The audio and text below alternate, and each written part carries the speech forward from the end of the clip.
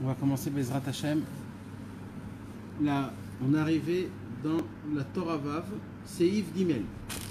On a terminé Baruch Hashem le Seif Bet, Seif Aleph, Seif Bet, on a terminé. Et là, on va commencer ce soir un nouveau titre, une nouvelle, un nouveau pas pour Rabbeinu. Il nous amène vers cette Torah là qui est exceptionnelle, qui est merveilleuse, qui touche ce mois-ci là. Et juste avant, je voudrais juste un tout petit peu reprendre pour qu'on puisse être bien dans la Torah.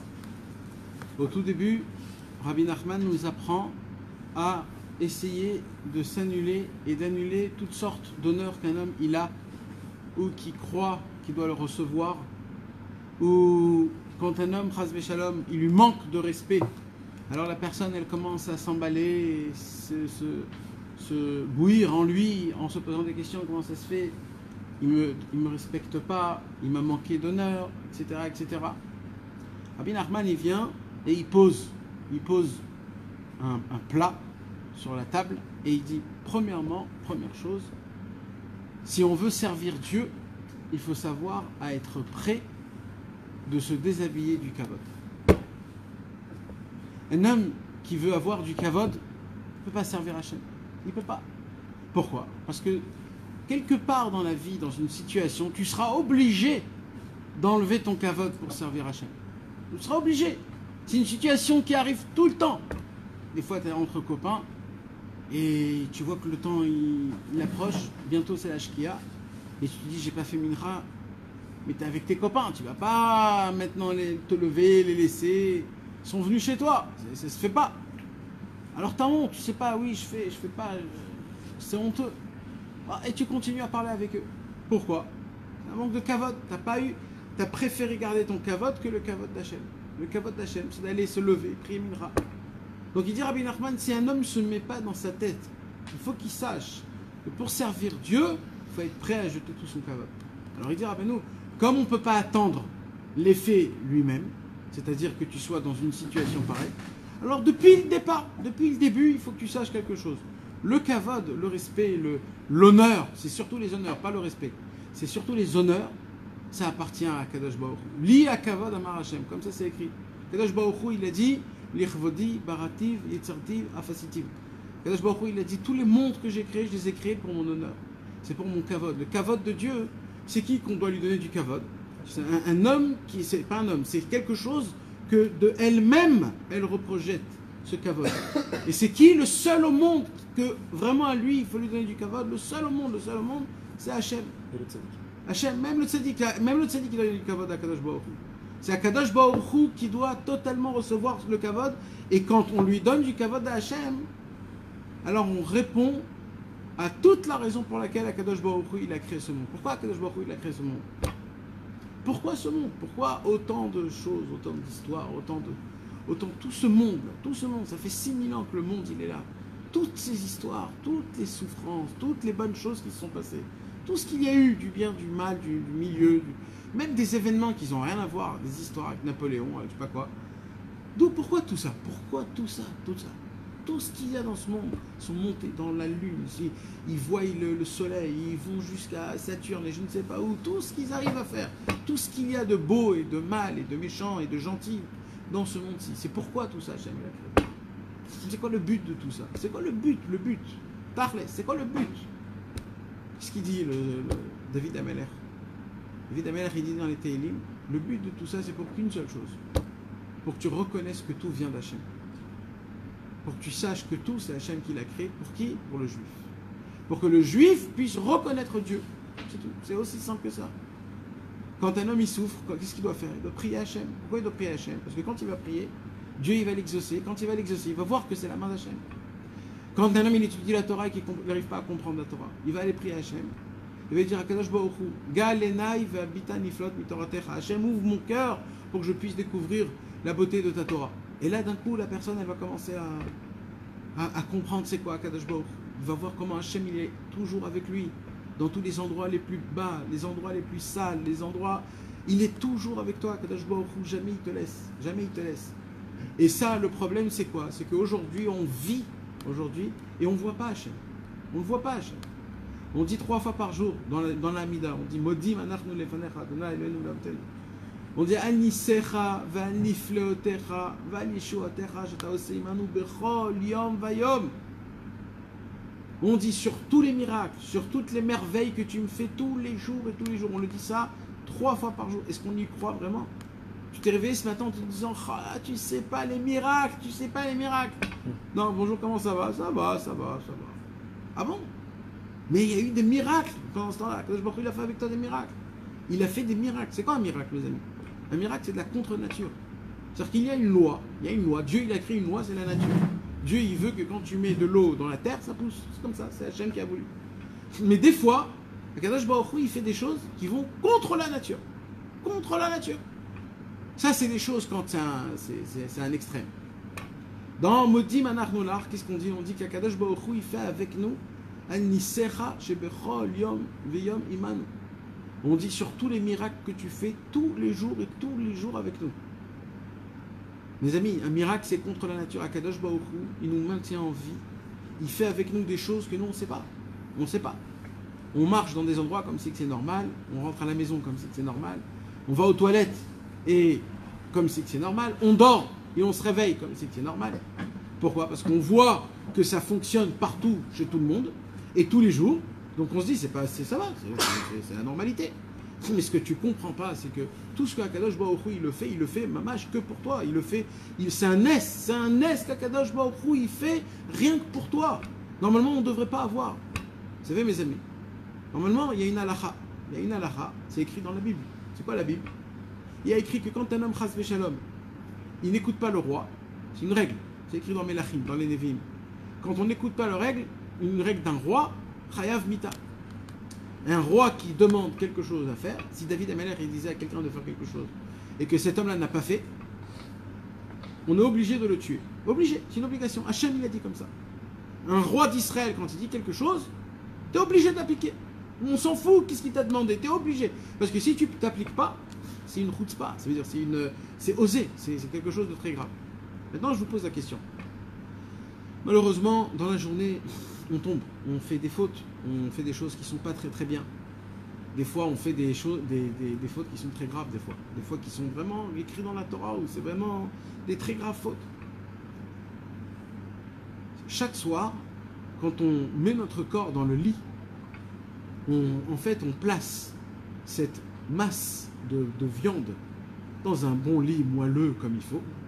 Mais en vérité, c'est pourquoi? Parce que la Neshama, là, elle va monter en haut. Et quand la Neshama, elle va monter en haut, il y aura, comme on appelle, un mini beddin, un jugement. Tous les soirs, mes amis, tous les soirs, il y a un tout petit jugement. C'est quoi le petit jugement? C'est quoi le mini jugement? On prend la journée et on s'assoit. Il y a des tzadikim ou des anges où ils s'assoient, ils ouvrent le cahier d'aujourd'hui pour voir qu'est-ce que tu as fait de bien, qu'est-ce que tu as fait de mal. Normalement, si un homme, on trouve juste une mauvaise action, ça s'appelle que tu n'as pas entendu le roi. Et normalement, d'après la halakha, d'après la Mishnah, qu'est-ce qu'il a écrit? Quand tu n'entends pas ce qu'il dit le roi, tu es chayav mita. Donc, qu'est-ce qui se passe à ce moment où déjà on ouvre le cahier et on voit que cette journée, un homme, il a raté de faire quelque chose, il n'a pas fait quelque chose, ou il a fait quelque chose de mal. Alors tout de suite, le psak din, c'est quoi dans le ciel? Le psak din, tout de suite, c'est quoi? Le psak din, c'est chayav mita. Donc apparemment, normalement, quand on va dormir le soir, mes amis, 90% de chance, on ne doit pas se réveiller. 90% de chance. Je parle d'un homme que malheureusement, des fois, il tombe dans des fautes. Qu'est-ce qui se passe quand un homme, il se réveille tous les matins comme si de rien n'était? Makara. Qu'est-ce qui s'est passé dans le ciel pour qu'on puisse se réveiller? En haut, mes amis, ça n'existe pas des... Comme on dit en hébreu, on dit les vatères. Les vatères, je ne sais pas comment on dit en français les vatères. Passer outre. Passer outre. Il n'y a pas en haut du passer outre. Akadosh Baruch Hu, il ne fait pas du vitour devant une personne. Ça n'existe pas. Il y a écrit Kol Aomer Akadosh Baruch Hu Vatran Yevatru Me'av. Il y a écrit tout celui qui dit qu'Akadosh Baruch Hu, il fait passer. Alors lui aussi, on va le faire passer. Il est scoulé. Il est scoulé. Comme ça, il y a écrit. Alors, qu'est-ce qui s'est passé que ce matin, je me suis réveillé? Vous savez qu'est-ce qu'il dit, Rabbi Nachman? Il dit une parole qui est exceptionnelle. Il dit, Rabbi Nachman, parce que chaque matin, avant que tu te réveilles, Akadosh Baruch Hu, avant avant que les juges ils tamponnent le jugement, Akadosh Baruch Hu, il dit attendez, avant que vous tamponnez, j'ai quelque chose à dire. Alors les juges ils disent, bien sûr Akadosh Baruch Hu, qu'est-ce que tu as à dire sur cet homme-là? Akadosh Baruch Hu, il dit, je crois en lui. Je crois en lui. Ça se pourrait que demain, si on le réveille, il va faire teshuva. Ça se pourrait qu'il va complètement changer. On ne sait pas. Combien de gens ils ont fait teshuva comme ça du jour au lendemain? Ils se sont dit, allez, il faut s'attraper, il faut se prendre. Alors Akadosh Baruch Hu, il vient. Et qu'est-ce qu'il fait Akadosh Baruch Hu? Il est de ton côté. Et il dit, non, je crois en lui. Comme je crois en lui, je vous demande, s'il vous plaît, les juges, tamponnez comme quoi il peut redescendre. Et chaque matin, quand tu te réveilles, tu avais toutes les chances de ne pas te réveiller. Mais grâce à Akadosh Baruch Hu, il dit non, je crois en lui, peut-être demain, aujourd'hui, c'est le jour. C'est pour cela, c'est quoi les premiers mots qu'on dit quand on se réveille? Modéani. Pourquoi on dit Modéani? Merci Hachem que tu as en ma faveur. Tu as plaidé en ma faveur. Tu as cru en moi, Akadosh Baruch Hu. Maintenant, je vous pose une autre question, mes amis. Vous savez, on sait, il y a un klal, que la volonté d'Hachem, c'est de l'action. Ça veut dire quoi? Ça veut dire, nous, si on veut quelque chose, il ne se passe rien. D'accord? J'ai envie de faire quelque chose, il ne se passe rien. J'ai juste envie.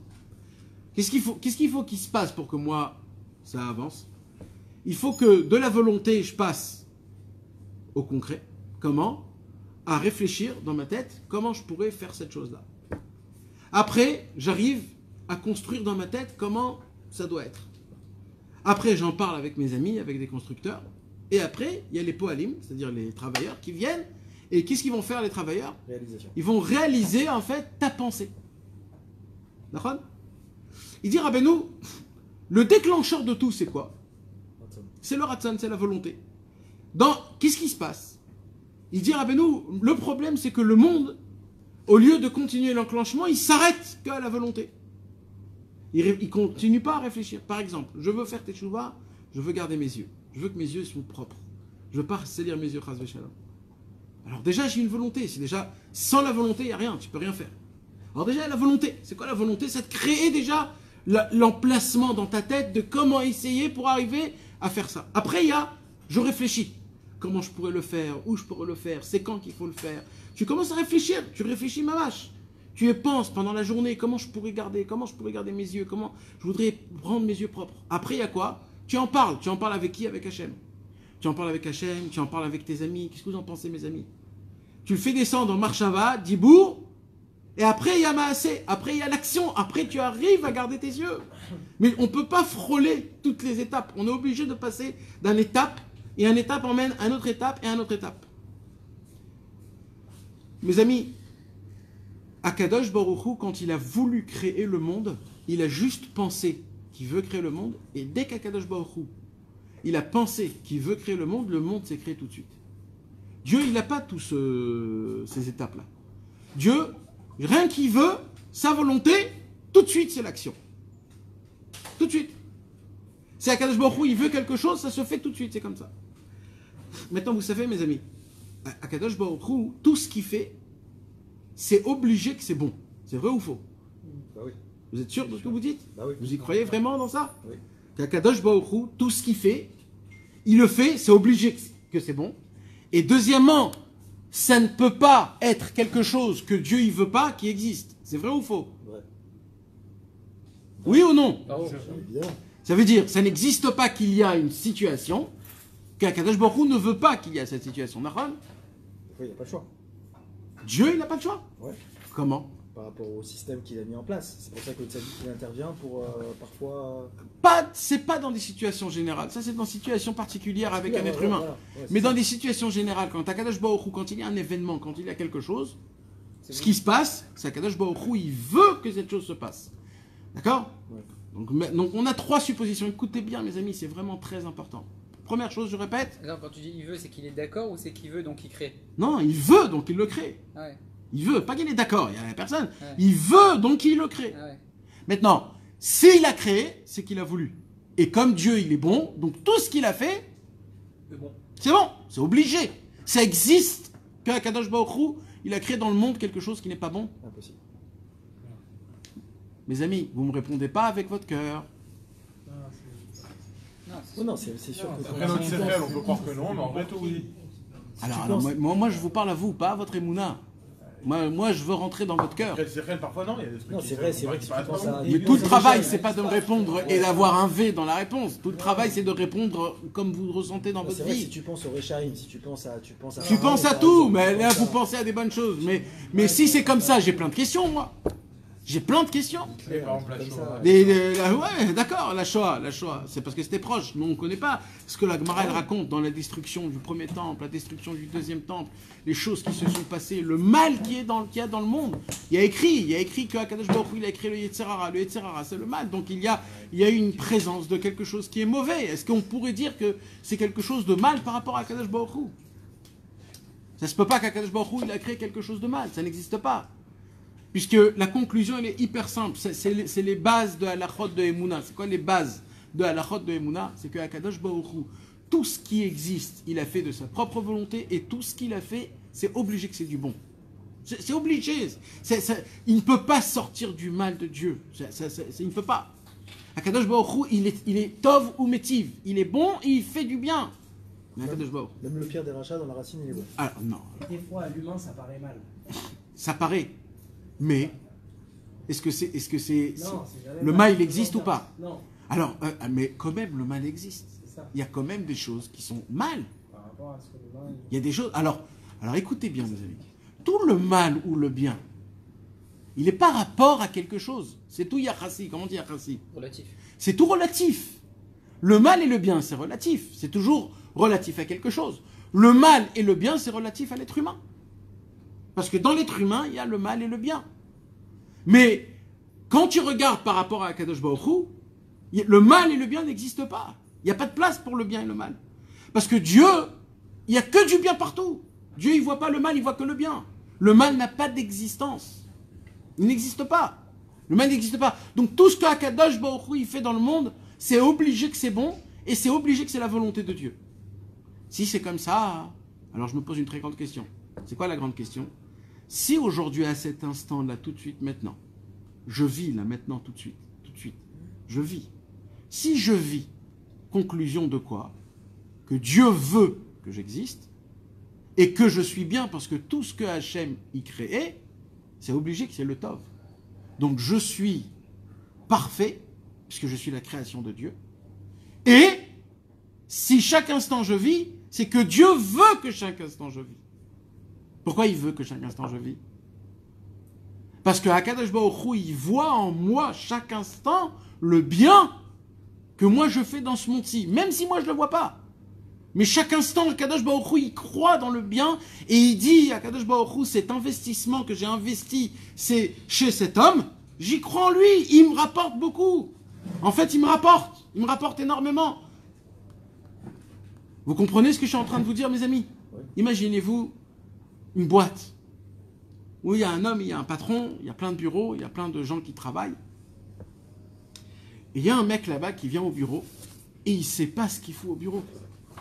Il ne sait pas, il dit mais j'ai aucun rapport avec personne, je ne fais pas le travail qu'il faut, je ne rapporte pas de l'argent au patron, rien du tout, je ne sais pas ce qui se passe. Vous savez mes amis, il y a eu une vraie histoire comme ça. Je vous l'ai raconté un jour. Un jour, un homme est venu chez le Chafetz Chaim. Et cet homme-là, le pauvre, c'était un homme qui était aveugle. Et comme c'était un homme qui était aveugle, la communauté lui donnait tous les mois un billet pour qu'il puisse vivre comme il faut. Un jour, cet aveugle, il est parti voir le Chafetz Chaim. Et il a dit au Chafetz Chaim, j'ai hyper honte de recevoir de l'argent de la communauté. J'ai hyper honte. Je ne veux pas recevoir d'argent de la communauté. Je voudrais que vous me proposez un travail qui est en fonction de mes capacités. Le Chafetz Chaim, il a réfléchi, il a dit, écoute, dimanche, à la première heure, viens le plus tôt possible, avant que la journée commence, avant que le soleil se lève. Ah, il a dit, merci beaucoup, Chafetz Chaim, merci beaucoup, vous êtes sûr que par rapport à mes capacités, ça va être OK? Il dit, ne t'inquiète pas, il n'y a rien à faire. Viens dimanche avant le lever de la journée. Top. Cet homme-là, il vient. dimanche, avant le lever du soleil. Et le Chafetz Chaim, il lui dit maintenant, rappelle-toi bien du chemin qu'on va marcher. Ce chemin, tu vas le faire, tu vas le prendre tous les jours. Ce sera ton nouveau travail. Ok. Alors, l'aveugle, il attrape la main du Chafetz Chaim, merci. Et il commence à marcher. Et il marche, et il marche, et il marche. Et qu'est-ce qu'il sent, l'aveugle? Il sent qu'ils sont en train de sortir de la ville. Il ne comprend pas. Il dit, Chafetz Chaim, vous m'emmenez où? Il dit, ne t'inquiète pas, ne t'inquiète pas. Rappelle-toi les pas pour que tu puisses faire ce chemin tous les matins. Top, il fait les pas, jusqu'à qu'ils arrivent dans un endroit, une cabane. Il monte des escaliers. Il s'assoit, il lui dit, voilà, ici il y a une chaise, toujours il y a une chaise, ça ne bouge pas. Il lui dit, maintenant écoute bien, tu vois, c'est quoi ton travail? Ton travail, il y a une roue ici. Et cette roue, qu'est-ce qu'il faut faire? Il faut toute la journée la faire marcher.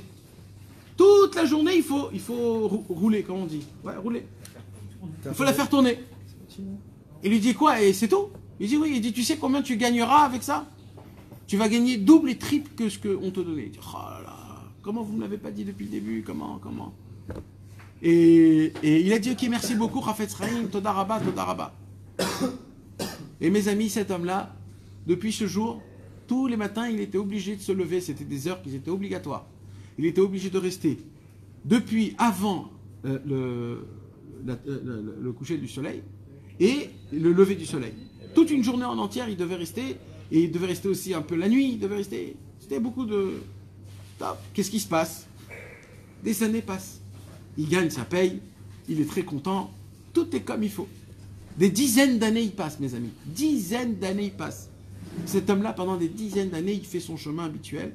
Il arrive dans la maison, il monte les escaliers, il tourne une roue pendant des heures et des heures. Et c'est tout, il n'y a rien d'autre.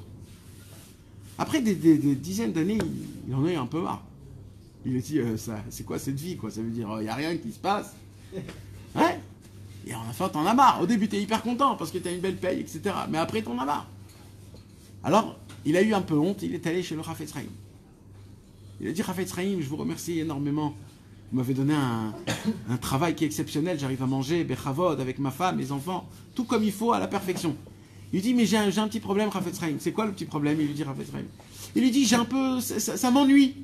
Ce travail m'ennuie. Je suis fatigué de faire ce travail. Je voudrais, je sais pas. Vous pouvez pas me raconter qu'est-ce que je fais? Je sais même pas ce que je fais. Vous m'avez dit de tourner une roue et moi, ça fait des dizaines d'années que je tourne une roue, je sais même pas ce que je fais. C'est quoi que je fais exactement? Le Chafetz Chaim, il lui a dit, je voulais pas te dire. Pourquoi? Parce que je voulais pas te gâcher.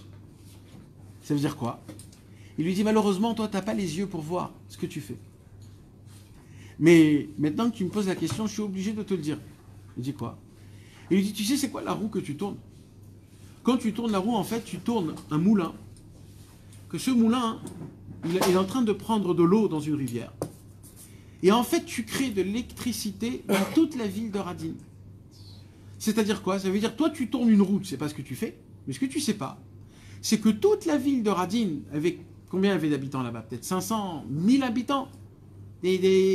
Toute la Torah, toute la Vodat Hashem, tout ce qu'à l'époque, tout ce qu'ils faisaient, tu mets de la lumière dans chaque maison de la ville de Radin.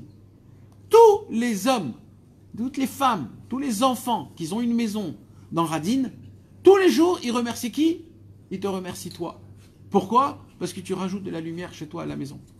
Grâce à toi, il y a de la lumière chez nous à la maison. Maintenant, grâce à ça, on peut réchauffer. Grâce à ça, on peut faire encore plein d'autres choses. Maintenant, le mec aveugle, il était ébloui. Il a dit, j'y crois pas. Il dit, mais ça veut dire quoi de la lumière? Ça veut dire quoi de la lumière? Et il lui dit, c'est pour ça que je voulais pas te dire. Parce que je peux pas t'expliquer c'est quoi de la lumière. Je peux pas expliquer c'est quoi pour un aveugle, c'est quoi de la lumière. Mais tu peux pas t'imaginer le bon et les cadeaux et le bien, le bien d'être vie, comment on dit, le bien-être. Le bien-être que tu donnes aux enfants, aux femmes et aux êtres humains. Vous savez, c'est quoi cette histoire, mes amis?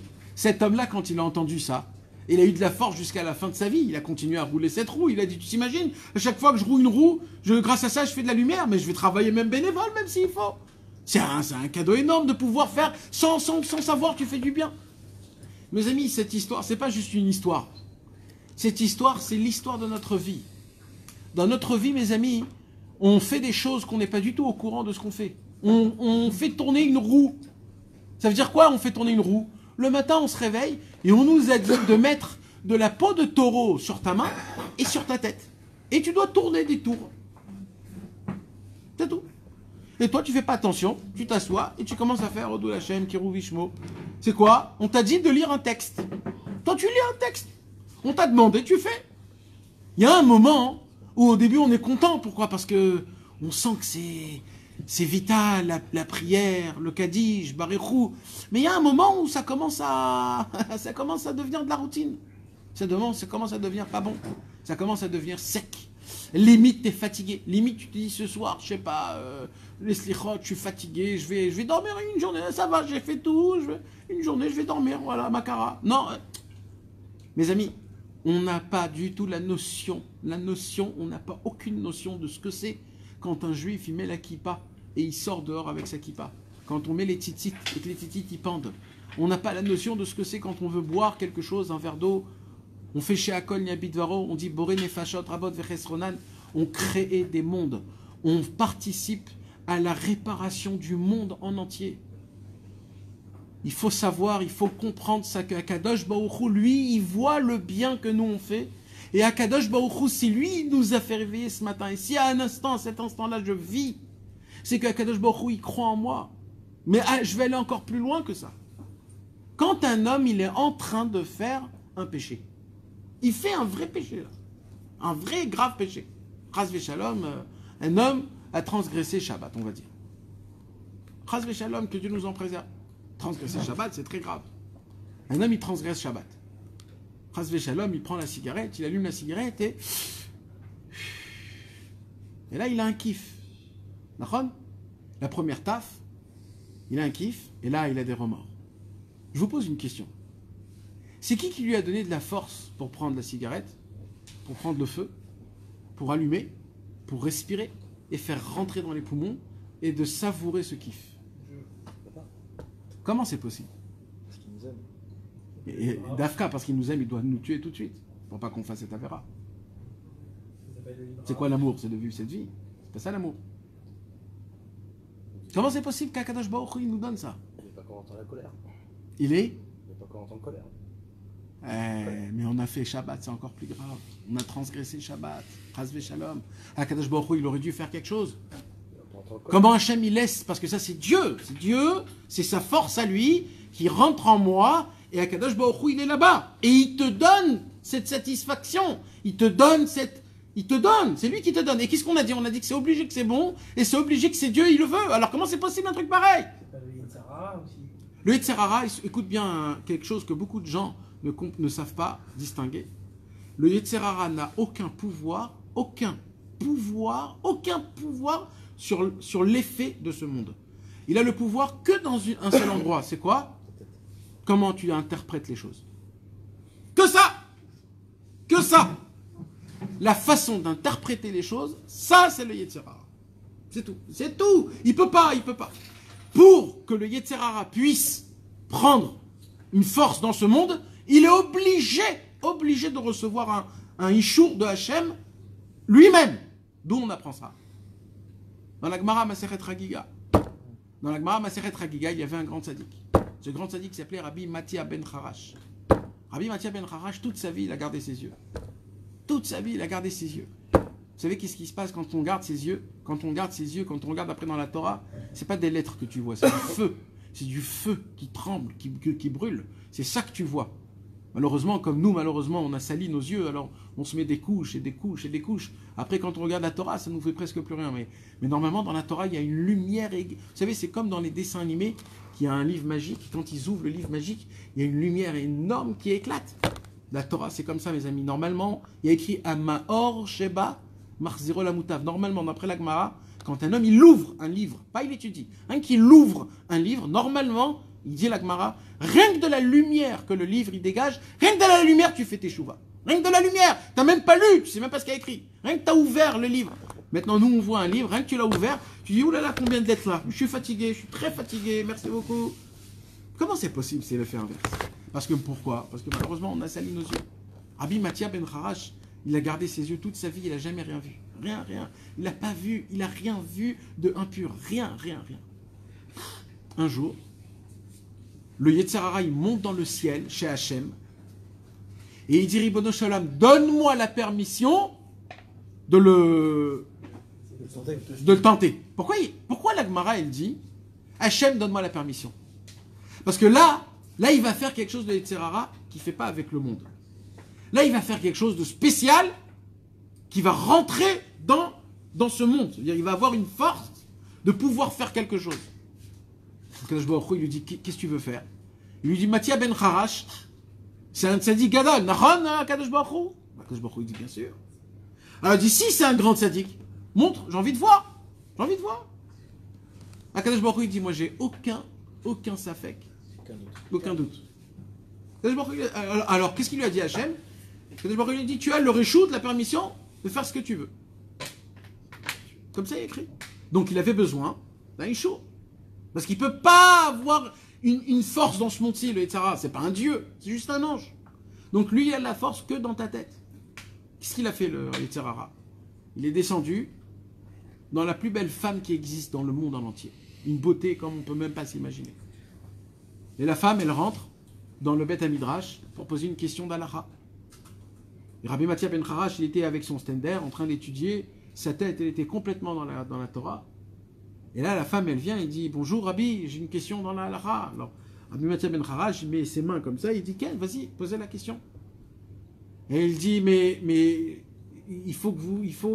elle essaye de lui dire, regardez-moi, je veux poser une question, quoi. Ça veut dire, sois un mec normal, pourquoi tu regardes tes yeux? Qu'est-ce que tu as fait?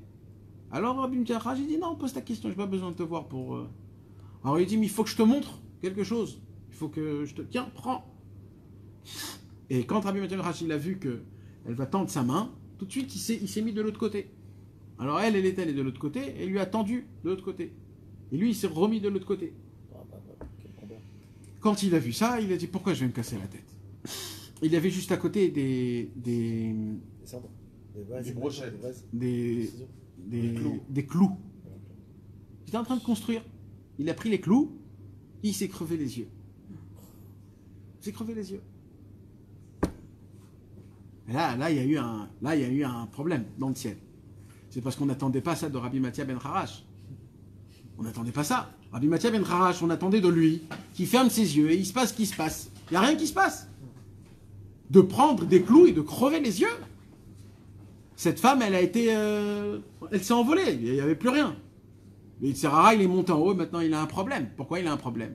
Parce qu'à cause de son acte, le Yetzer Hara, il a endommagé un endommagement qui ne devait pas arriver. Donc là, le Yetzer Hara, il s'est mis dans un vrai problème. Qu'est-ce qu'il a fait, Hachem? Il a fait descendre l'ange Raphaël. L'ange Raphaël, c'est l'ange de la guérison. Il est descendu, et l'ange, il vient chez Rabbi Mathia ben Harash, il lui dit, je suis venu pour te guérir tes yeux. Qu'est-ce qu'il dit, Rabbi Mathia ben Harash? Il dit, tu veux me guérir pour qu'après encore on me tente? Et encore une fois, on va me tenter? Laisse les yeux crever, j'ai pas besoin. L'ange Raphaël, il remonte dans le ciel, et il dit Ribono Shel Olam. Donc voici la réponse de Rabbi Mathia ben Harash. Alors Kadosh Baruch Hu, il a dit à Raphaël, l'ange Raphaël, va lui dire que plus jamais on va le tenter. Quand il est redescendu, il a dit, voilà, Kadosh Baruch Hu, il a dit, plus jamais tu vas être tenté. Il a dit, si c'est comme ça, alors oui, alors tu peux me guérir mes yeux. Et comme ça, il a guéri ses yeux. Qu'est-ce qu'on apprend? On apprend beaucoup de choses de cette histoire. Mais on apprend dans cette histoire que le Yetzer Hara, il n'a pas de la force comme nous on croit. On croit qu'il y a des grandes choses qui se passent. Par exemple, la même histoire avec Iyov. Iyov, c'était la même histoire. C'est qui Iyov? Il était bon, riche, grand, tzaddik, etc. Et là, le Yetzer Hara, il monte dans le ciel et il dit à Hachem, Hachem, c'est qui Iyov pour toi? Qu'est-ce qu'il dit à Hachem? C'est le tzaddik, il est tam, il est yachar, c'est un droit, il a de la crainte. Il dit, tu me permets de le tester? Encore une fois, pourquoi le Yetzer Hara, il dit à Hachem, tu me permets de le tester? Parce que de base, le Yetzer Hara ne peut pas rentrer dans ce monde, dans les forces de ce monde. Il n'a aucune force dans ce monde. Il ne peut pas casser un arbre, il ne peut pas bouger une table, il peut rien faire, le Yetzer Hara. Il peut rien. Il n'a aucune force sur rien. Il a une seule force comment toi tu interprètes les choses. Ça veut dire quoi? Ça veut dire quand tu vas arriver le matin, tu vas mettre les téphilines sur ta table la table, elle se casse. Alors là, tu as la façon de penser comme le Yetzer Hara ou la façon de penser comme le Yetzer Tov. La façon de penser comme le Yetzer Hara, c'est quoi? Il veut que toi, tu interprètes les choses pas bien. Comment? T'as vu ce Yetzer Hara là, il m'a cassé la table. J'ai voulu mettre les téphilines, ça s'est cassé. Quel Yetzer Hara? Oh là là. Voilà, t'es tombé dans le... Maintenant, c'est quoi la façon du Yetzer Tov? Combien de pourcentage il y a qu'une table se casse? 1 sur 1 milliard. Et à moi, ça m'est arrivé. Si ça m'est arrivé, puisque Akadosh Baruch Hu, tout ce qu'il fait, c'est sa volonté, et que tout ce qu'il fait, c'est bon, regarde la bonté qu'Akadosh Baruch Hu m'a fait à moi, que cette table, elle s'est cassée, d'Afka la mienne, ça a dû m'enlever tellement de problèmes, ça a dû m'enlever tellement de... Baruch Hashem, Toda Rabba Ribono Shel Olam. Ça, c'est la façon de quoi? Où tu restes toujours que Hashem, il est Tov. Mais au moment où tu... Et écoutez mes amis, parce que toute notre vie dépend de ça. Tout à l'heure, vous avez tous répondu comme il faut, mais je ne sais pas si c'est vos cœurs qui ont répondu. Vous avez répondu comme une morale, elle pose à la classe, c'est quoi A plus B? Mais moi, je veux, quand je pose une question, pas que vous répondez comme il faut répondre, que vous répondez comment vous voulez répondre, comment vous ressentez vraiment les choses. Parce que ce n'est pas de la philosophie qu'on fait ici. Ici, on étudie la vie. On étudie la vie. Rabbeinu nous apprend la vie. C'est quoi la vie? C'est de connaître la réalité que je sens et de voir ce que la Torah, elle me parle et de faire une comparaison. Pourquoi la Torah me parle d'une certaine vie et moi, je ressens une autre sensation? Et là, et c'est comme ça qu'on parle et c'est comme ça qu'on se rapproche de Dieu jusqu'à qu'on arrive à faire de la Torah et de ma vie un. Et ça s'appelle un Oved Hashem. Ça s'appelle un homme qui sert à Kadosh Baruch Hu. Il connaît pourquoi il est venu dans ce monde. Il sait ce qu'il doit faire dans ce monde. Et il sait comme ça, ainsi de suite et ainsi de suite. Tu avais posé la question, tu n'as pas répondu. De quoi? Quand on fait une Avera, comment c'est Dieu qui nous donne la force? On va allumer une cigarette, c'est Dieu qui nous donne la force. Comment est-ce que c'est possible? Oui, parce que c'est ça la réponse. La réponse, c'est que oui, c'est Hachem qui nous donne, qui fait tout ça. Pourquoi Kadosh Baruch Hu, il nous fait faire qu'un homme, Chas v'Shalom, quand il allume une cigarette Shabbat, Kadosh Baruch Hu lui donne la force dans sa main de kiffer. Moi, j'ai été gentil quand j'ai dit d'allumer une cigarette Shabbat, mais mes amis, si on rentre dans des avérotes qui sont très graves, où un homme, il prend un plaisir des avérotes, c'est qui donne ce plaisir? C'est Hachem qui te donne ce plaisir. Comment on peut dire quelque chose comme ça? Hachem, dans la Avera, il te donne ce plaisir. C'est un truc qu'on ne peut pas s'imaginer. C'est quelque chose que, limite, je ne sais même pas si on a le droit d'en parler de ça, tellement que c'est profond. Tellement qu'Akadosh Baruch Hu, il est aussi dans ces endroits là-bas. Vous voulez savoir qu'est-ce qu'il dit Rabbi Nathan sur ça? Il dit Rabbi Nathan, tout ça Hachem il fait pour une chose, une raison. Et c'est quoi la raison? Peut-être que parmi toutes les fautes que tu vas faire, tu vas te poser cette question, qui me donne ce kiff? Et tu vas répondre, c'est toi Hachem. Et là tu auras honte. Et c'est ça ta teshuva. Vous savez c'est quoi cette réponse? Cette réponse, mes amis, le Admour de Sochotchov, celui qui a écrit le Avnei Nezer, a entendu cette réponse de Rabbi Nathan. Et il a dit, si j'aurais de l'argent, j'aurais imprimé cette réponse avec des lettres en or. Le Avnei Nezer a dit ça. Et nous, on est là, on écoute. Je répète, parce que je ne sais pas si vous avez encore compris. Comment c'est possible qu'un homme, il a des sensations quand il faute, puisque fauter, c'est contre la volonté de Dieu. Et quand un homme, il faute, c'est Dieu qui te donne toute la force de fauter et de ressentir les sensations de la faute. Pourquoi Hachem, il te donne ça? Dit Rabbi Nathan, tu veux savoir pourquoi? Parce que Hachem, il mise. Ça vaut pour moi de lui donner les sensations les plus élevées qu'il y a dans l'état avot. Par la drogue, par les femmes, par les honneurs, par les discothèques. Tu vas aller dans des endroits très sales et je vais te donner tout ce que tu cherches. Tout ce que tu cherches, je vais te le donner. Des montées, mon frère, de Yetzer Hara à en devenir sous. D'accord de quoi je parle? Vous voyez de quoi je parle? Ça. Pourquoi? Il dit Hachem, parce que il y a des pourcentages, peut-être, que cet homme, il va se poser des questions, il va se dire, mais attends, je faute. C'est qui me donne ça? C'est qui? Mais Vadaï, c'est Hachem. Tout le monde sait que c'est Hachem. Même l'homme le plus pas religieux, il sait que tout vient de Dieu. Et là, il va dire, et pourquoi Hachem, il me fait ça? Quelle honte! Dieu, il me donne cette situation. Au moment où j'ai honte, parce que je vois qu'Akadosh Baruch Hu, il est avec moi, en fait, Akadosh Baruch Hu, il dit, grâce à cette honte, tu fais tes chouvas. C'est ça qui va te faire tes chouvas. En fait, toi, tu crois que tu as fauté parce que c'est toi qui as choisi la faute. Hachem, il dit, t'as pas compris. Je veux te faire montrer où tu es. Et le fait que tu vas découvrir qu'est-ce que tu es, c'est ça toute ta teshuva. Toute ta teshuva. Il dit Rabbi Nathan, ça se pourrait qu'un homme, il se réveille, il va dans la forêt. Il veut faire son heure pour faire Hitbodedut, pour parler avec Hachem. Il se prépare tout comme il faut. Toute la journée, il a pensé à son Hitbodedut. Toute la journée, il s'est dit, je vais dire ça à Hachem, je vais dire ça à Hachem. Ah, je vais lui raconter ce qui m'est arrivé là. Il a toute la journée. Il arrive dans l'Hitbodedut. Il a une rasra, il a comment on dit? Il n'est pas bon, il n'est pas bien. Hein? Non, un vrai mot, un blocage d'angoisse. Et il arrive dans son Hitbodedut et pendant 1 heure, limite, il est énervé. Il est énervé, qu'est-ce que je fous ici? Je sais pas quoi lui dire, j'en ai marre de me répéter, j'en ai marre de lui demander pardon, j'en ai marre de lui dire comment ça va Hachem, ça va très bien, moi ça va pas très bien, et voilà, il m'arrive, j'en ai marre. Ça me fatigue. Ça me fatigue. Et dans ta tête, tu le dis pas parce que t'as honte. Tu le dis pas parce que t'as honte. Ah, tu le dis pas. Alors, mais quoi? Tu te tais. Et là, tu te dis, mais c'est quoi cette histoire? Jusqu'à quand? Quoi, c'est quand qu'on va m'ouvrir les portes? C'est quand que je vais voir la lumière? C'est quand que je vais ressentir que je me rapproche de Dieu? C'est quand que je vais ressentir? C'est quand? C'est quand qu'on va m'aider du ciel? C'est quand? Qu'est-ce qu'il dit Rabbi Nathan? Il dit Rabbi Nathan, Dieu, il veut qu'une seule chose, quoi? Il veut que tu comprennes que si tu peux pas lui parler maintenant, c'est que tu n'es pas apte de le parler. Pourquoi? D'après ce qu'on a étudié. Parce que quand un homme, quand il n'a pas fait encore teshuva, qu'est-ce qui se passe? Il n'a pas d'existence, comme ça on a dit. Donc si tu n'as pas d'existence en tant qu'être humain, tu existes en tant qu'être animal. Et un animal, il sait parler? Non! Alors tais-toi! La seule chose que tu peux faire, c'est hurler comme un animal. Où de là vient la chanson. Kechayot anoamot balal bayar. Amten. Se taire. Je dois me taire, je dois attendre. Tu dois, alors il dit quoi? Il dit Rabbi Nathan. Il dit tu dois capter que pourquoi tu n'arrives pas à parler? Parce que tu n'existes pas en tant qu'être humain, mais en tant qu'animal.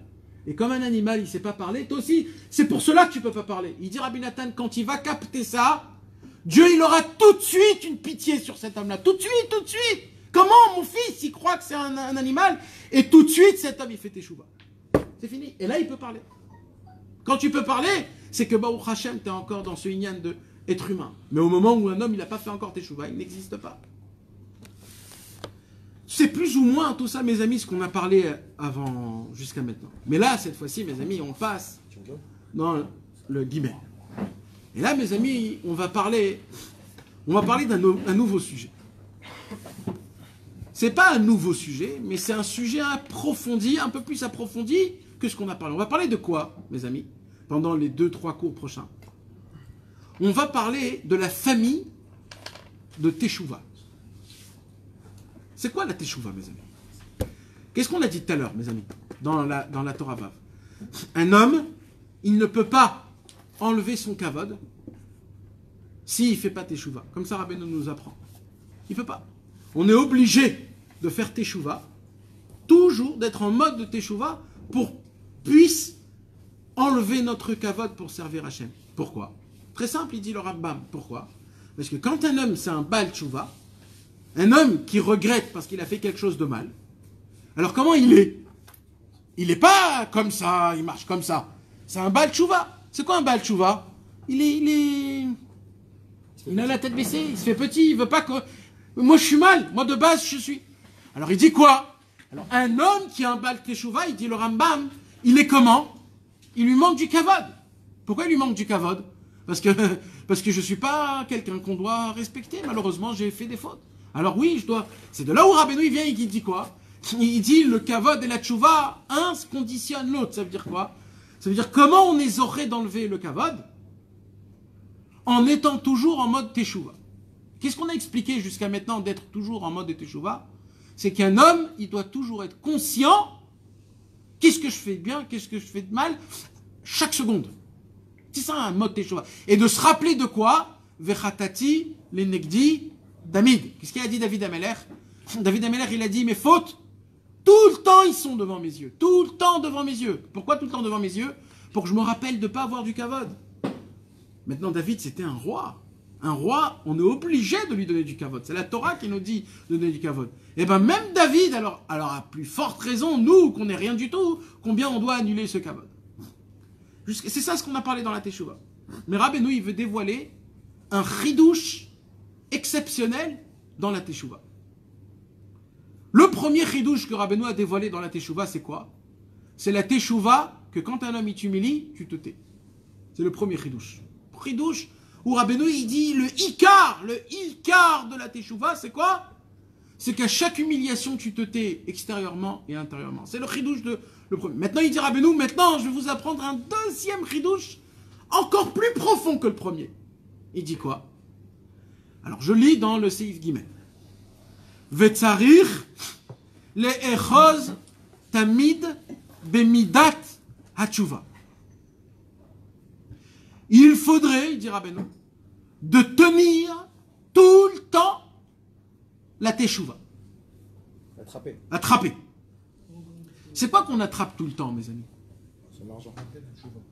Normalement, c'est son argent. C'est quoi? Mais c'est quoi? Pas un objet. C'est quoi que tu attrapes tout le temps? Quoi? Non, oui, tu attrapes avec la main. Mais c'est quoi? Quelque chose de précieux. Quelque chose que tu veux pas perdre. Quelque chose que, même si c'est pas possible de perdre, mais c'est tellement précieux pour toi que tu préfères le tenir. Pourquoi le tenir dans ta main? Parce que c'est l'endroit protégé. Non, c'est l'endroit là où on le sent. Le michouche. Comment ça s'appelle le michouche? Touché. Le toucher, c'est où? Ah, non. Avec la main. Alors toi, tu veux le sentir. Alors, qu'est-ce que tu fais pour le sentir? Ça suffit pas qu'il est dans ta poche. Tu veux le tenir. Qu'est-ce qu'elle dit la Gemara dans Baba Mitzia? Dans Elou Mitziot, la Gemara, elle dit, un homme, toutes les 5 minutes, il touche sa poche pour voir si son argent est là. Pourquoi? Parce que c'est important son argent. Donc tous les 5 minutes, il fait comme ça. D'accord? Il dit Rabbi Nachman, j'ai quelque chose d'autre à vous Suggéré. à vous proposer de tenir dans votre main. Ouais, c'est chaud. Mais c'est-à-dire quoi à vous tenir de votre main? Ça veut dire que tu l'attrapes tout le temps. Tu le sens. Le michouche. Tu le sens tout le temps. C'est-à-dire quoi tu le sens? Tu le sens. Tu connais la matière. Tu n'as même pas besoin de tes yeux pour voir. Est-ce que c'est de l'argent? Aujourd'hui, tu touches une pièce de 10. Tu n'as pas besoin de la voir. Tu la touches, tu sais que c'est une pièce de 10. La pièce de 5, tu vois le contour, il a les trucs comme ça. Tu sais que c'est une pièce de 5. Il suffit rien que de toucher. Rabbeinu, il dit, je vous propose une nouvelle teshuva. Il dit quoi? Il dit, c'est quoi la teshuva que vous connaissez, vous tous? Alors nous, on répond à Rabbi Nachman, on dit, la teshuva qu'on connaît, nous tous, c'est une teshuva que quand un homme, il faute, alors qu'est-ce qu'il fait? Il doit faire vidouille, il doit confesser, demander pardon à Hachem, il doit regretter, et il doit prendre sur lui de ne plus recommencer. C'est ça la teshuva que je connais. Il dit Rabbeinu, et quand tu fais les 3, il dit, c'est fini. Il dit Rabbeinu, il a fait. Mais moi j'ai un problème, il dit Rabbeinu. Il dit quoi? Vous arrivez vraiment à confesser, regretter et ne plus recevoir dans le futur? Vous arrivez ou vous n'arrivez pas? Un homme, il tombe en colère, Chas v'Shalom. Il tombe en colère. Chas v'Shalom, un homme qui tombe en colère, le Harizal, il dit, sa neshama, qu'est-ce qu'elle fait? Elle sort du corps et elle part pour ne plus revenir. Vous savez ce que ça veut dire? Je ne sais pas ce que ça veut dire. Vous ne pouvez pas comprendre ce que ça veut dire. C'est comme si on fait une prise de sang dans le corps humain et que dans la prise de sang, tous les trucs ils sont à zéro. C'est quoi qui donne la vie au corps? C'est la neshama. Quand la neshama elle part, ton corps il est zombie. Il n'y a plus rien. Tu sens que tu es mou, tu n'as rien envie. Tout ça, c'est à cause de quoi? À cause d'une colère. Tov, je suis tombé en colère, qu'est-ce qu'il dit Rabbeinu? En Yehush, je fais teshuva. Ok. Je vais dans le coin et je dis voilà, Ribono Shel Olam, il y a eu une situation qui a été comme ça et comme ça. Malheureusement, j'ai pas tenu. Je te demande pardon, je me suis enflammé, j'ai crié, j'ai grondé, j'ai insulté dans ma tête, extérieurement, intérieurement. Je me dégoûte complètement, Pardon, pardon, pardon, Hachem. Je regrette. C'est-à-dire quoi je regrette? Je regrette vraiment ce que je fais. C'est-à-dire je me dégoûte. Cette action, elle est très mauvaise. Tu as fait le regret. Et après, il y a ne plus recevoir de plus recommencer. Et là, tu dis, je suis tellement dégoûté, Hachem, je te promets, je ne recommencerai plus. Tu as fait 3 choses comme il faut. Rabbi Nachman, il dit, j'ai une question à te poser. Le vidouille, quand tu t'es confessé, je le crois, ça. Tu avoues. C'est quoi confesser? J'avoue, je suis pas un menteur. J'avoue, oui, j'ai fauté. J'aime pas. Il dit maintenant, le regret. Venez, on parle du regret. Et là, ce que je vous dis, mes amis, c'est écrit dans Sha'ar et Tshuva de Rabbeinu Yonah. Dans Sha'ar et Tshuva de Rabbeinu Yonah, il explique c'est quoi les conditions de faire Teshuvah. Et là-bas, il parle de la condition du regret. Et il dit, c'est quoi le regret? Alors imaginez-vous, il y a un monsieur qui se prépare un café. Et il s'est trompé, au lieu de mettre une cuillère de sucre, il a mis 3 cuillères de sucre. Il fait chez Akol, il boit, et oh là là, j'ai trop mis de sucre. Il regrette qu'il a mis 3 cuillères de sucre? Bien sûr qu'il regrette. Pourquoi? Parce qu'il est habitué de boire avec une cuillère de sucre. Mais qu'est-ce qu'il va faire avec son café? Il va le boire. Il va le boire, parce que ça va. C'est pas comme si j'ai mis du sel. J'ai mis 2 cuillères en plus. Alors il regrette qu'il a mis 2 cuillères en plus, mais l'okarakloum, il s'est rien passé. Il continue à boire son café. Rabbeinu Yonah, il dit, quand vous regrettez votre faute, c'est comme si vous mettez 2 cuillères de sucre en plus. C'est de cette même manière que vous regrettez. Ça veut dire quoi? Ça veut dire que quand je regrette, Akadosh Baruch Hu, c'est juste un regret, ouais, je regrette. Voilà, ça s'arrête là. Ou c'est un regret que ça devient un dégoût. Ou c'est dégoûtant. Ça veut dire que normalement, quand je fais une faute, je ne devrais pas avoir la sensation que je rajoutais 2 cuillères de sucre en plus de mon café. Je devrais avoir la sensation qu'au lieu que j'ai mis du café, j'ai mis de la neufa. J'ai mis du tabac pour, vous savez, le tabac qu'on respire. Au lieu de mettre du café, j'ai mis du tabac. Là, quand je le bois, mon frère, je peux te dire que je regrette.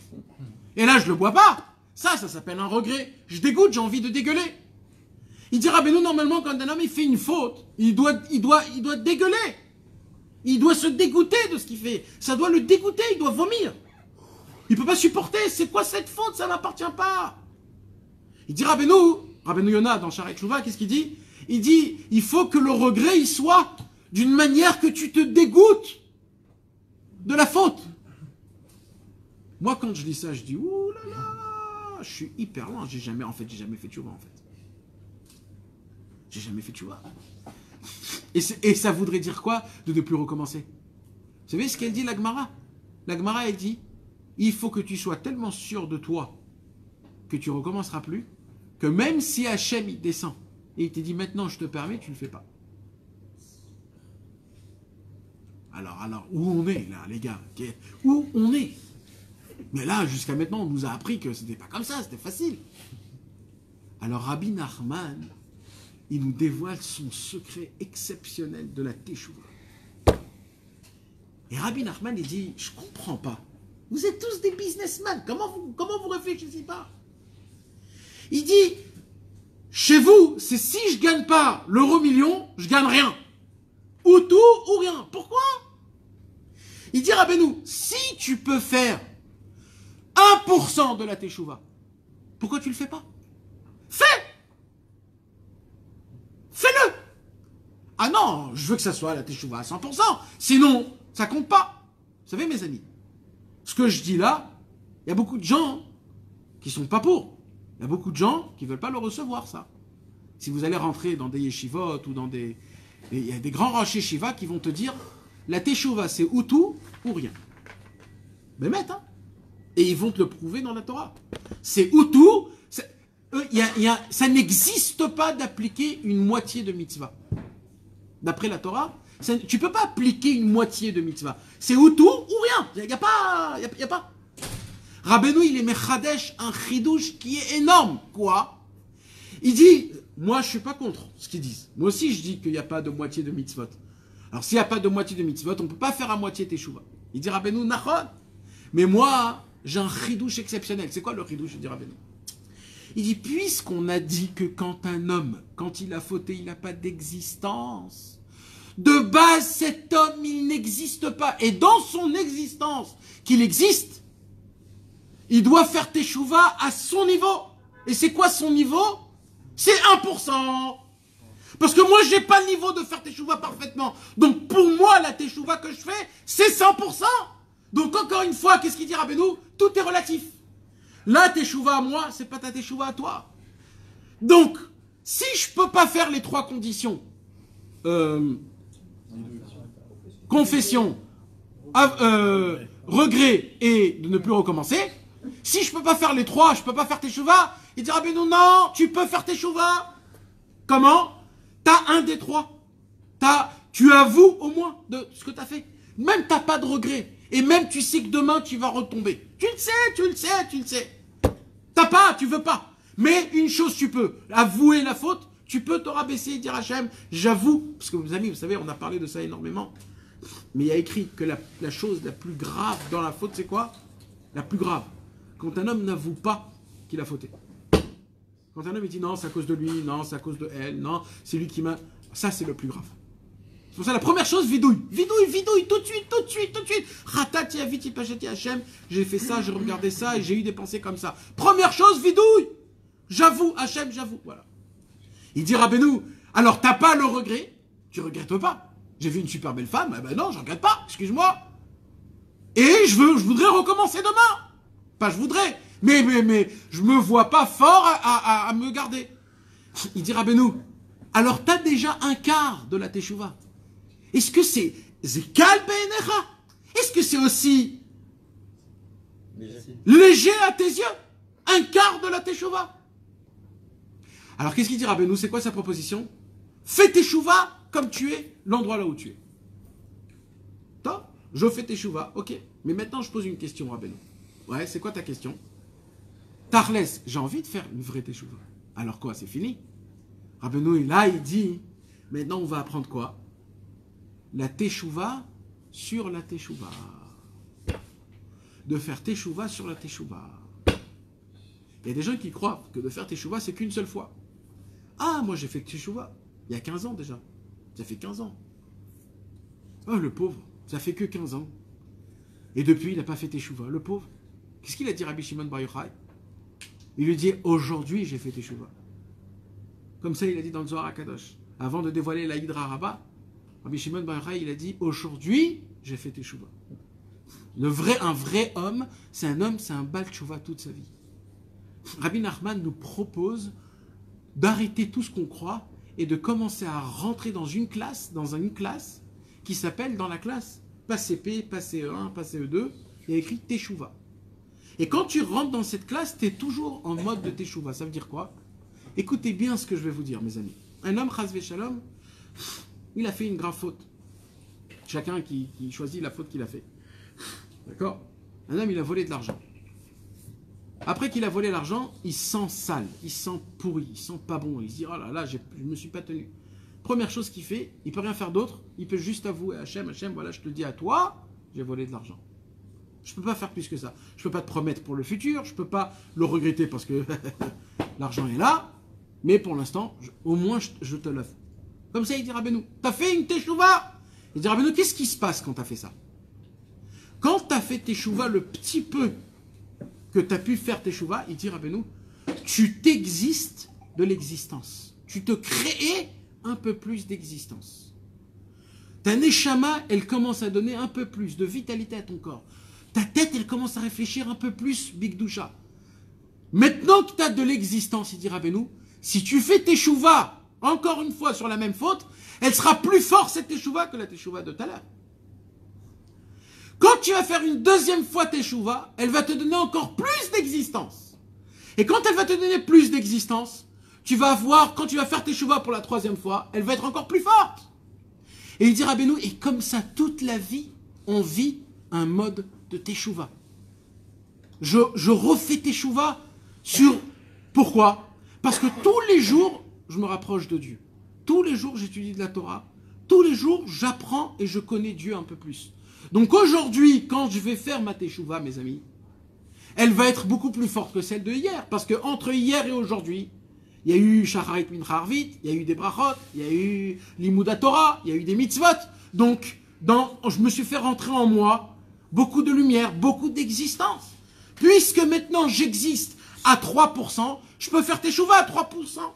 Mais la teshuva que je vais faire à 3%, elle va me donner un 4e%.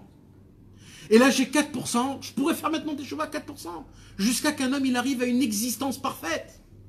Une existence à 100%, et là, il sait qu'il a fait teshuva parfaitement sur cette faute. Il dit Rabbeinu, et c'est comme ça qu'on peut faire teshuva. Sans ça, on ne peut pas faire teshuva. Pourquoi il dit Rabbi Nachman? Écoutez bien. Qui? Car Rabbeinu il rapporte un pasouk dans Michelet. Qu'est-ce qu'il dit le pasouk? Mi yomar zikiti libi ta'arati michatati. Qui peut dire? Vous savez, dans Michelet là-bas, le pasouk, il parle de quoi? Shlomo HaMelech nous parle de Dieu. Et qu'est-ce qu'il dit? Il dit quand Hachem il s'assoit dans le trône du din, dans le trône de la rigueur, eh ben, on est alors placé dans une table comme une table d'opération. Personne au monde peut cacher quelque chose de Hachem. Akadosh Baruch Hu, tout ce qu'il veut, il va voir. Même les choses que tu as fait et que tu as cachées dans ta tête, et tu dis je me cache de Dieu, je vais le faire en cachette, même ça, Akadosh Baruch Hu, il le voit. Même une pensée d'une seule seconde. Il n'y a rien au monde qu'on peut cacher à Akadosh Baruch Hu. Comment il est le pasouk? Le pasouk, il est Melech Yoshev al Kisedin, quand le roi il s'assoit dans le trône du din. Mezare Be'enav Kolra. Et le mal ne peut pas se cacher aux yeux d'Hachem. Dieu, il voit tout ce qu'il y a de bon et de mal. Mi yomar zikiti libi ta'arati michatati. Qui pourrait dire, moi mon cœur est propre, mon cœur est pur et j'ai pas de faute? Qui peut dire? Personne ne peut dire ça. Personne au monde peut dire ça. Même Moshe Rabbeinu ne pouvait pas dire ça. Qui peut dire mon cœur est pur? Qui peut dire je n'ai pas fauté? Parce que devant Hachem, qui peut dire je suis pur?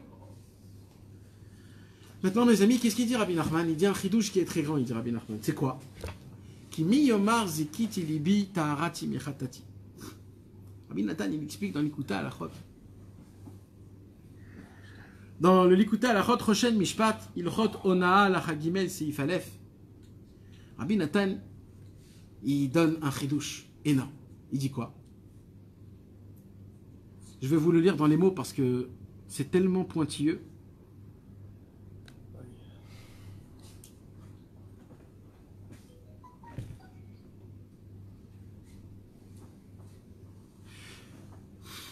Vous voulez savoir pourquoi on faute, il dit Rabbi Nathan?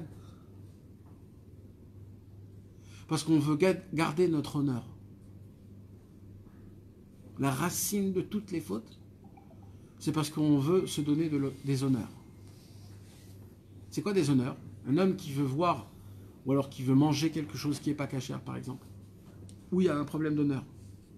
Honorer le corps, se faire plaisir. Tu as le droit de te faire plaisir, mais il y a des halachot.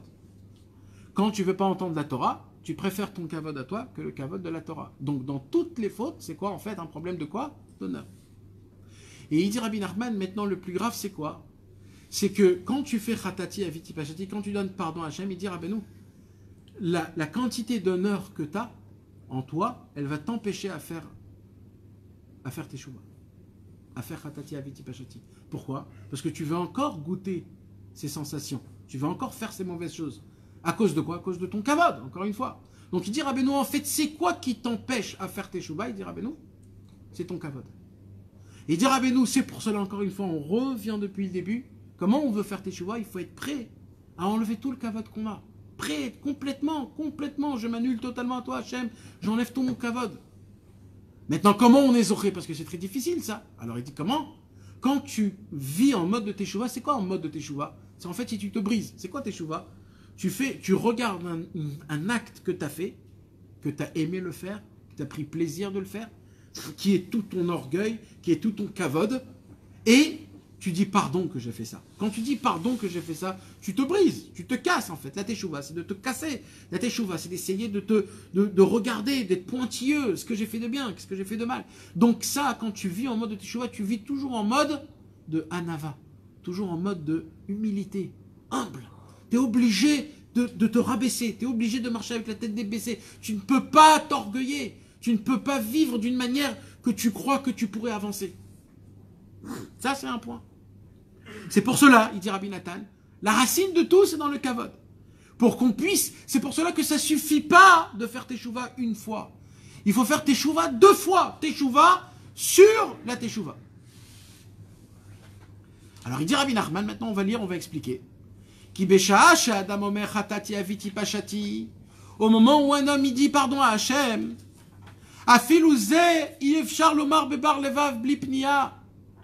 Même quand tu dis Khatiati, Aviti, Pachati, pardon Hachem, j'ai fauté, j'ai fait ça et ça et ça et ça, il dit Rabbeinu, ça ne se peut pas qu'un homme, il le dit 100% sincèrement. Ça se peut pas. Ça se peut pas. Pourquoi ça se peut pas? Parce qu'il a en lui encore le mauvais sang qui est sale. Il a encore en lui le kavod qui l'embête à faire teshuva. Donc, la teshuva qui dit à Hachem, c'est quoi? C'est une teshuva qui a 3%, 4%, pas plus que ça. Normalement, un homme, il doit faire teshuva 100%. Mais moi, je peux pas. Il dit, un homme, il peut pas. Vezeu, et c'est ça l'explication. Mi yomar, zekiti libi tarati mechatati. Qui peut dire, moi, je suis propre et pur de faute? Alors là, il explique Rabbeinu, Aïnou, c'est-à-dire, mi yuchal lomar shelibo zar vetaor. Qui peut dire que son cœur est propre et pur, mi pniot, de tout. Comment? Non, c'est des gestes, c'est des. Pniot, c'est des manières. Non, c'est quand tu n'es pas sincère avec toi-même. C'est ça, des manières. Quand tu as des autres. T'as pas de. C'est pas sincère ce que tu fais, c'est pas à 100%. Des manières. Des manières, alors des manières. Hypocrite. Hein? Hypocrite. Non, C'est pas non. exactement hypocrite. Il veut, lui, bien faire, mais comme son copain le regarde, alors il va faire un peu mieux. Parce que mon copain, il me regarde, je vais prier mieux. Alors tu pries un petit peu pour ton copain, mais aussi pour Hachem. C'est pas totalement pour Hachem, pour ton copain. Maintenant, qu'est-ce qu'il dit Rabbeinu? Intérêt, sans intérêt, tu peux dire. Sans intérêt. Maintenant, qui peut dire quand je fais Ratati Aviti Pachati, j'ai aucun intérêt? Qui? Personne. On est mal barré alors. Alors Rabbeinu, il dit, c'est pour cela qu'on est obligé de faire teshuva sur la teshuva. Trois personnes peuvent dire Radati Aviti Pachati sans prière. Parce que c'est très logique ce qu'on vient d'expliquer, encore une fois. Quand un homme il faute, il perd de son existence. Dès que tu perds de ton existence, dans les pourcentages où tu as perdu d'existence, tu ne peux pas faire teshuva. Parce que tu n'existes pas. Donc tu peux faire teshuva où? Là où tu existes. Mais comme tu as fait une avera, donc il y a beaucoup de pourcentages où tu n'existes pas. Donc il dit Rabbeinu totalement, automatiquement, quand tu vas faire teshuva, tu vas faire teshuva que là où tu existes, pas là où tu n'existes pas. Et donc il y a les pniotes, là où tu n'existes pas, c'est les pniotes. Ouais. Alors il dit Rabbeinu, quand tu vas faire teshuva, tu vas exister un peu plus. Et là tu vas exister un peu plus, il faudrait que tu fasses une teshuva, une deuxième teshuva. C'est-à-dire quoi une deuxième teshuva? C'est pas maintenant de s'amuser à dire Ratati Aviti Pachati, Ratati Aviti Pachati. C'est pas ça mes amis. C'est de vivre en mode de teshuva. Comme par exemple maintenant là. C'est le mois de Elul. Qu'est-ce qui se passe le mois de Elul? On se réveille un peu plus tôt, on fait les slichot, on lit des teilim. On a un petit peu peur de faire des fautes parce que il y a Rosh Hashanah, il y a Kippour. Alors on se prépare, on dit Hachem, voilà, c'est le dernier mois, je t'en supplie, pardonne-moi. J'ai peur, je veux être inscrit dans le livre, etc., etc. Alors on a peur. Ça s'appelle de vivre en mode teshuva. C'est-à-dire, t'es pas obligé toujours de dire pardon. Mais c'est de toujours te rappeler, moi je suis encore dans la teshuva. Moi je suis pas encore sorti, je suis encore dans la teshuva. C'est ça, de vivre, je suis encore dans la teshuva. Si quelqu'un il vient, il dit, ouais, toi, ça fait 15 ans que tu vas Jaouma. Il dit, oh là là, mon frère, tu sais pas, mon frère, je suis encore en plein milieu de mon chemin, j'ai même pas fait encore teshuva. Comme ça, tu dois lui répondre. Quand un homme il va répondre comme ça, d'un coup il va se rabaisser. Et là, il va avoir une humiliation, il va se taire. Et il a fait teshuva, c'est une vraie teshuva, ça. On ne doit pas se vanter, moi j'ai étudié, moi j'ai terminé le chasse, moi j'ai terminé ça. Non, moi je suis un bal teshuva, moi j'apprends les bases. Ça fait 20 ans que j'apprends les bases. Ça est malasot. Je redouble tout le temps le CP. Qu'est-ce que tu veux que je fasse? Je suis un âne battu. Alors oui, en malasot. C'est comme ça qu'il faut répondre, mes amis. Ça, c'est comme ça. Parce que c'est comme ça de vivre en mode teshuva sur teshuva. Maintenant, il y a un problème. Maintenant qu'on a appris de faire teshuva sur la teshuva, il y a un problème. C'est quoi le problème? Le problème, c'est dans la Gemara Yoma Masechet Yoma Daf Peva Vamud Bet. Dans la Gemara Masechet Yoma, comme c'est la Masechet qui parle de Yom Kippour, là-bas, il y a une discussion. C'est quoi la discussion? Tanu Rabbanon. Les Chachamim, ils ont appris. Averot Shitvada Alem Yom Kippour. La Gemara, elle nous apprend comme ça. Quand un homme, il est venu à Kippour et il a fait teshuva sur des averot qu'il a fait pendant cette année. Qu'est-ce qu'elle nous dit la Gemara? Lo yitvade alehem Yom Kippour acher. Il n'a pas le droit, le Yom Kippour d'après, de demander pardon sur les mêmes fautes.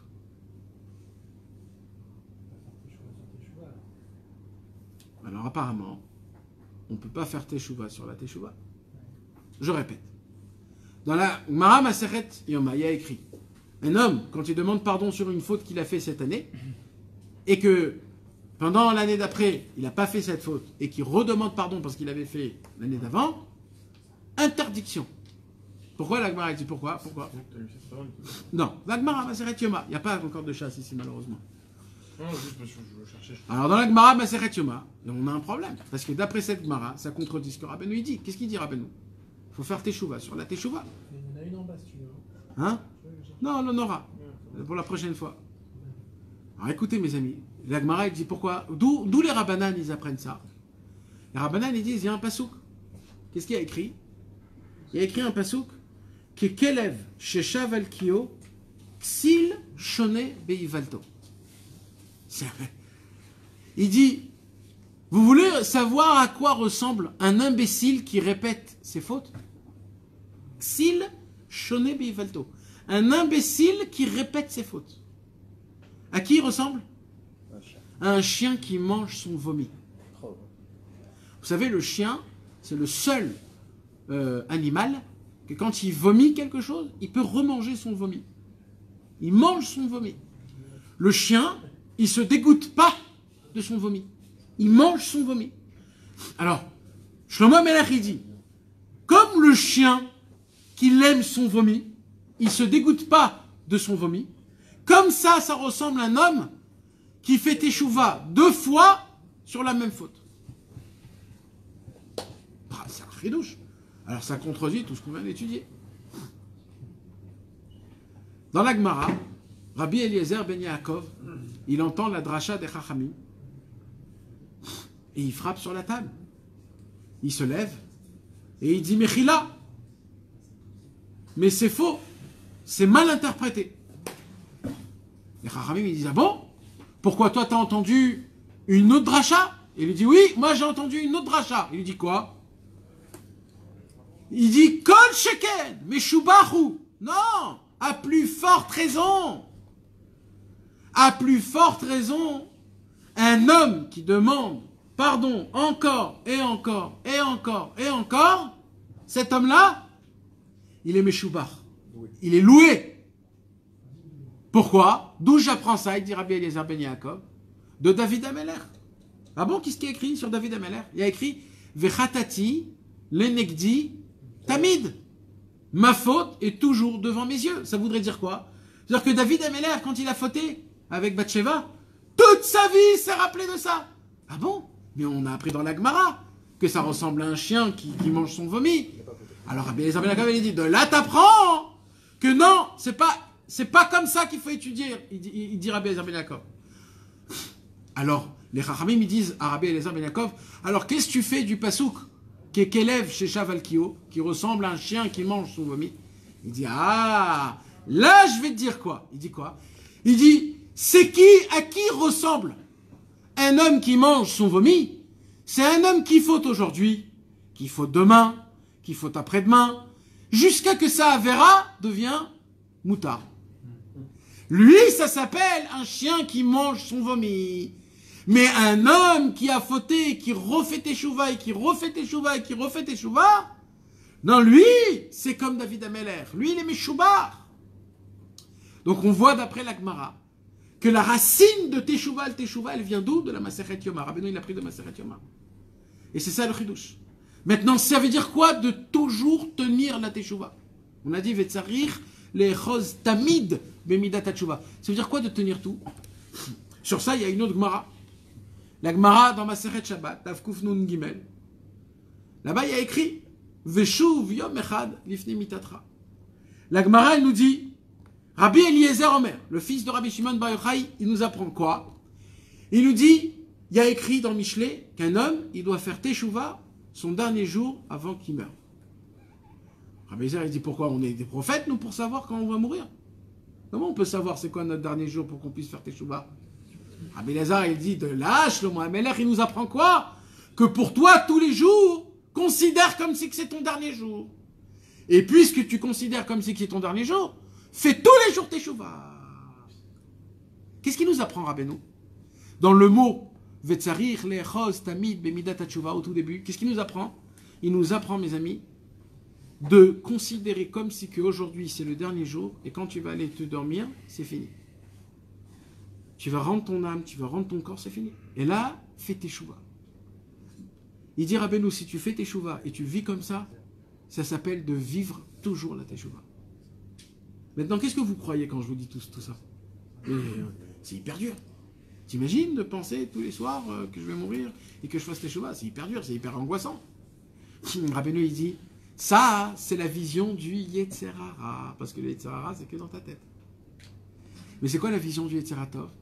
La vision du Yetzer Hatov, c'est qu'en vérité, une faute, c'est un poids. C'est un poids, mes amis. Hein. Que vous le voulez ou pas, chaque faute, c'est un poids. Quand tu fais tes teshuva, tu sais ce que tu fais? Tu prends la valise hyper lourde que tu as sur ton dos et tu dis, voilà Hachem, prends, c'est toi qui vas porter. C'est ça teshuva. Teshuva, c'est de prendre tes fautes et de les donner à Hachem. Hachem, je te demande pardon, pardon, pardon. Voilà, vidouille, harata, kabbalah, laati. Tout de suite, les trois. Tout ce que je peux, j'essaye, je le fais. En vérité, de faire teshuva tous les soirs, mes amis, c'est de se réveiller chaque matin tout neuf comme un bébé qui est né.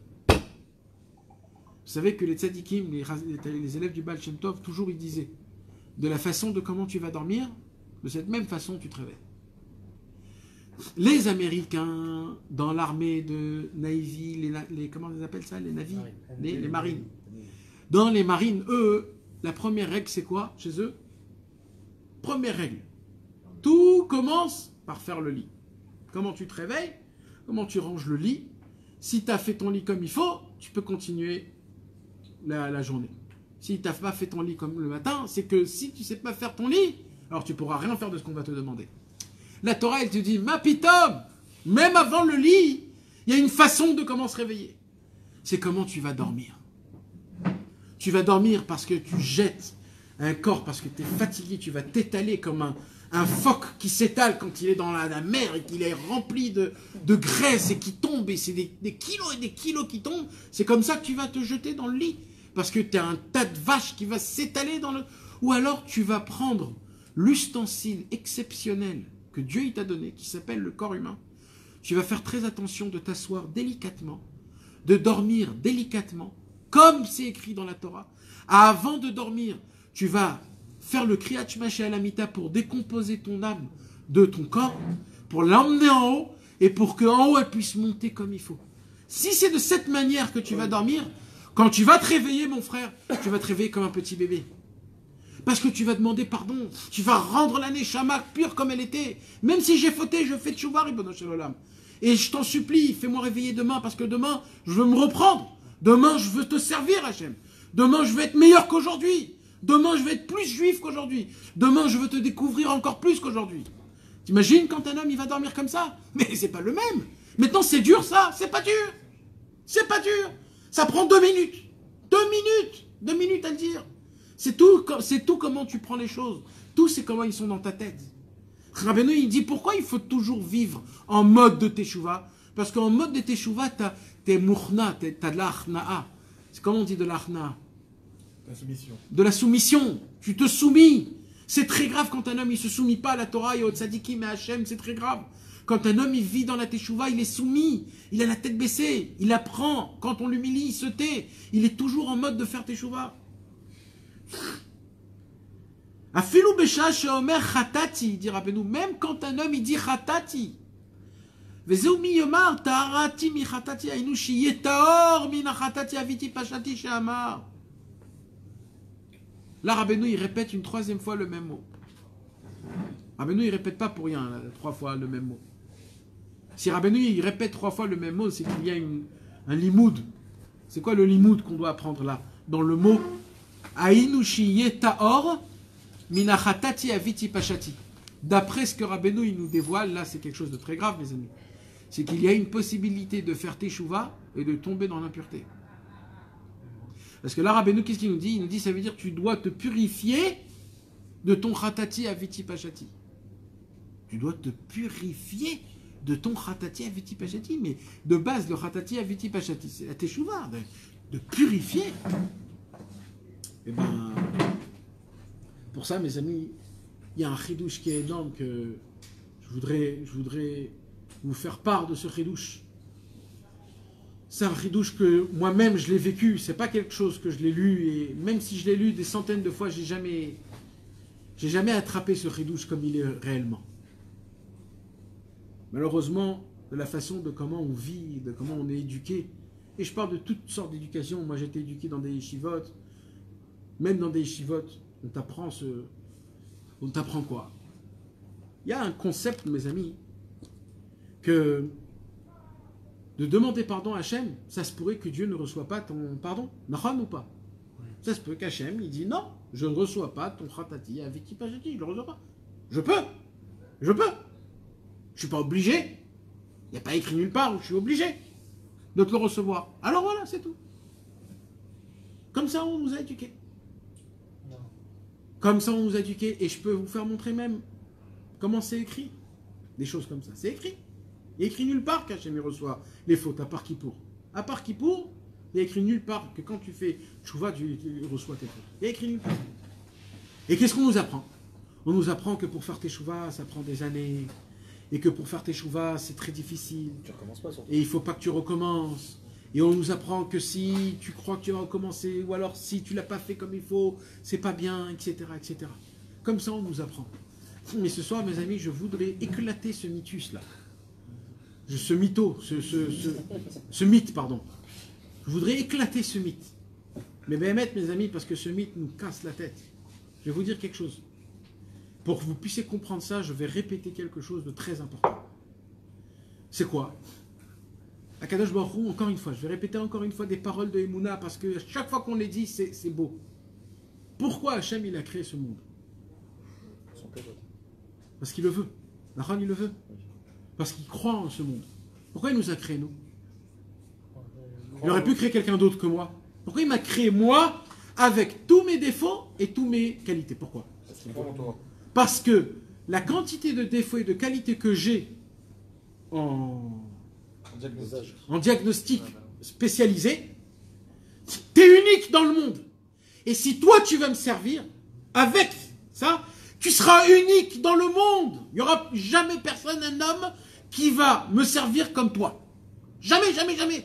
Jamais est né un homme qui va servir Hachem comme toi. Jamais. Et tu seras le seul. Il n'y aura jamais un autre comme toi. Donc pour Hachem, t'es comme c'est comme les cadres de Picasso. Chaque cadre que Picasso il a fait, pour lui, à ses yeux, c'est une merveille. Le Kadosh Baruch Hu, il nous a peint, nous. Il nous a créé. Betselem, Elohim, Bara et Adam. Il nous a fait le nez comme ça, les oreilles comme ça, un peu gros, moins gros. Alors nous, on croit qu'on est beau, on n'est pas beau en fonction de... Mais ce que vous voulez que vous compreniez, c'est que comment Hachem il t'a fait, à cette même, avec la couleur, avec le nez, avec les yeux, c'est le dessin d'Hachem. Et tout ce qu'Hachem il fait, il s'émerveille de nous. C'est une pièce unique. Maintenant, mes amis, Akadosh Baruch Hu, il a créé des centaines de milliers de galaxies et d'étoiles. Pourquoi? Pourquoi? Apparemment, tout ce que Dieu a créé, il l'a créé pour l'homme, pour le juif. Pourquoi donc il les a créés? Parce que c'est des mazalotes. Vous savez que les étoiles, d'après le Rambam, c'est quelque chose qui est vivant, qui a des sensations. C'est vivant. Et apparemment, chaque étoile a une force. Un mazal, c'est ce qu'on dit, le mazal. Et toutes les étoiles, ils ont été créées pour mettre du mazal dans ce monde-ci. Toutes les étoiles, toutes les galaxies qui sont à perte de vue, ils ont tous un lien, un contact avec la planète Terre. Et tous les mazals, quand on dit mazal tov, les jours, les années, l'heure, chaque seconde, il y a un mazal qui éclaircit sur le monde et qui donne une abondance de quelque chose de spécial. Des fois c'est l'amour, des fois c'est la joie, des fois c'est la tristesse, des fois c'est le sang, des fois c'est la peur, c'est plein de choses. Donc tout ce qu'Hachem il a créé, c'est pourquoi en fait? Pour qui? Vous croyez en ça vraiment, mes amis? Béhémet, je vous pose la question. Allez dans le sud, à Mitzpeh Ramon, regardez les centaines de milliers d'étoiles qu'il y a, et rentrez dans les étoiles et regardez bien Saturne avec ses tabaut, comment dire, avec ses les anneaux, et ainsi de suite, tous. Tout ça, pour qui? Pour moi, l'imbécile. Pour moi, tout ça pour moi, mais c'est sérieux Hachem? Ouais. Pas pour toi et pour toi. Que pour toi. Pourquoi? Kol haolam, tzarich lomar, kol haolam lo nivra ela bishvili. J'ai l'obligation de dire, le monde a été créé que pour moi. C'est-à-dire quoi? Je suis obligé de me dire que tout ce qu'Hachem il a créé, il n'a pas créé pour moi et pour quelqu'un d'autre. Et pour tout le Ham Israël. Non! D'après la Gemara, tout ce qu'Hachem a créé dans ce monde, ça valait la peine pour un seul de tout le Ham Israël. Un seul. Qui que ce soit, on s'en fout. Même le plus grand rachat. Ça vaut la peine. Vous imaginez ça, mes amis? C'est la Gemara qui dit ça. On est obligé de comprendre ça. Donc, si c'est comme ça, si Hachem, il a autant fait des choses comme ça, apparemment, on est important aux yeux de Dieu. Oui ou non? Combien on est important aux yeux de Dieu? Combien? Dites-moi. Plus que tout le monde. Plus que tout le monde, ça suffit pas. Plus que tout. On est important aux yeux de Dieu. Combien? Dites-moi, dites-moi. Plus que tout. Ça veut dire quoi, plus que tout? Si on n'applique pas la Torah, on est aussi important aux yeux d'Hachem? Bien sûr. Et on n'applique pas les mitzvot aussi, on est important d'Hachem? Bien sûr. C'est des choses qu'on ne peut même pas comprendre ce que je suis en train de dire là, mes amis. Dieu, l'amour qu'Hachem il a envers nous, il est par-dessus tout.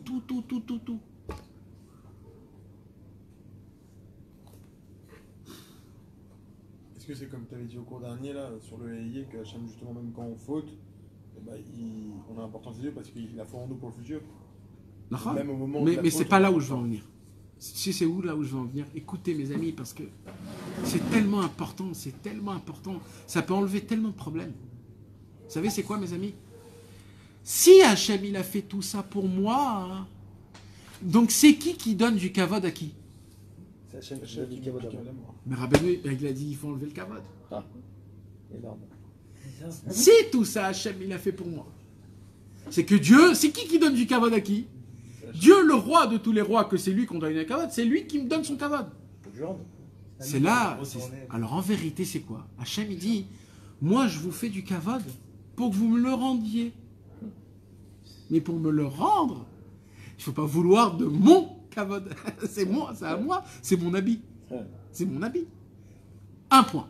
Mais maintenant, si Hachem, il a fait tout ça pour moi, écoutez maintenant le sommet de tout. Vous savez c'est quoi la plus grande insulte que tu peux faire à Hachem? La plus grande au monde. C'est quoi la plus grande insulte que tu peux faire à Hachem?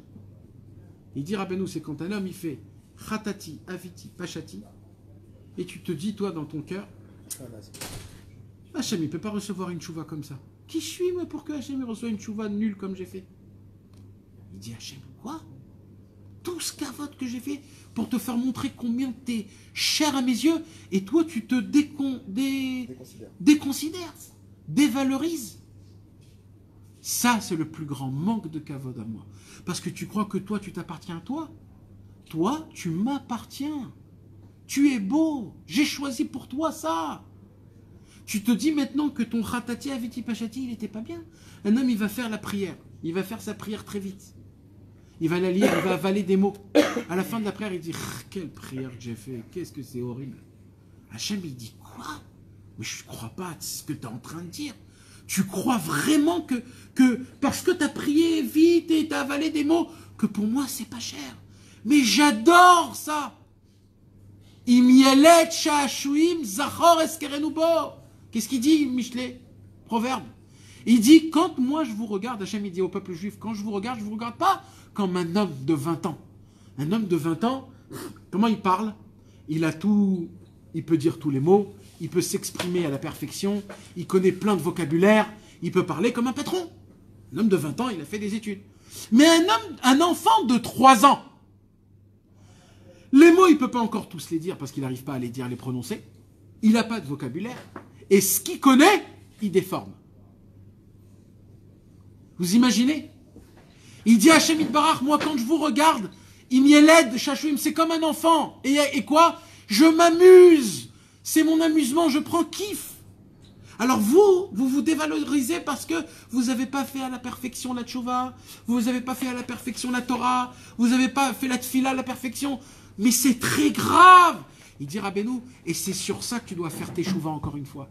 Tu dois faire tes tchouva sur ta tchouva, que ta tchouva n'a pas été reçue la première fois parce que tu l'as enlevé de sa valeur. C'est pour ça que tu dois faire une deuxième teshuva. Pas parce que tu dois faire une teshuva sur la même faute. Parce que tu as cru que la première teshuva, elle n'était pas assez forte aux yeux de Dieu. Et ça, mes amis, il faut qu'on comprenne parce que la star à Kadosh Baruch Hu, vous savez, nous, tout le temps, on réfléchit à comment faire bien Hachem. Tout le temps. Est-ce que j'ai bien fait? J'ai pas bien fait?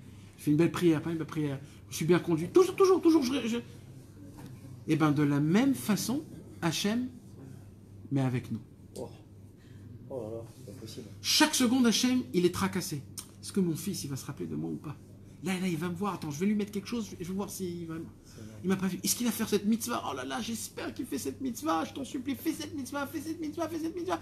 Tu l'as fait, ouais. Akadosh Baruch Hu, il est content. Mamash, Akadosh Baruch Hu, tout ce qui l'intéresse dans le monde en entier, c'est quoi? C'est toi. C'est nous. Mais mamash, un par un, kol olam lo nivra ela bishvili, que pour moi. Tout ce qui l'intéresse, c'est pas les tzadikim en haut, c'est pas les anges, c'est pas la parnassa du monde, c'est pas les goïms, c'est pas les tsunamis, c'est pas les trucs qui brûlent, non. Il y a un seul truc. C'est qui? C'est le juif qui est à Belleville, qui est en Suisse, qui est en Belgique, qui est à Ranana, qui est à Tel Aviv, qui est à Netanya. C'est eux qui m'intéressent. C'est eux. Vous savez, mes amis, tu peux regarder aujourd'hui un film, il peut durer 12 heures le film, une série, tu peux la voir depuis le début jusqu'à la fin sans t'arrêter. Pourquoi? Parce qu'elle t'intéresse. Akadosh Baruch Hu, il regarde un film, ça fait 6000 ans, c'est le même film. Il est tellement intéressé de nous, il continue ce film, lui-même. Il le fait continuer. Limite, il dit, j'ai pas envie d'emmener le Mashiach, tellement je suis content de votre service divin. Comment vous vous combattez, comment vous essayez.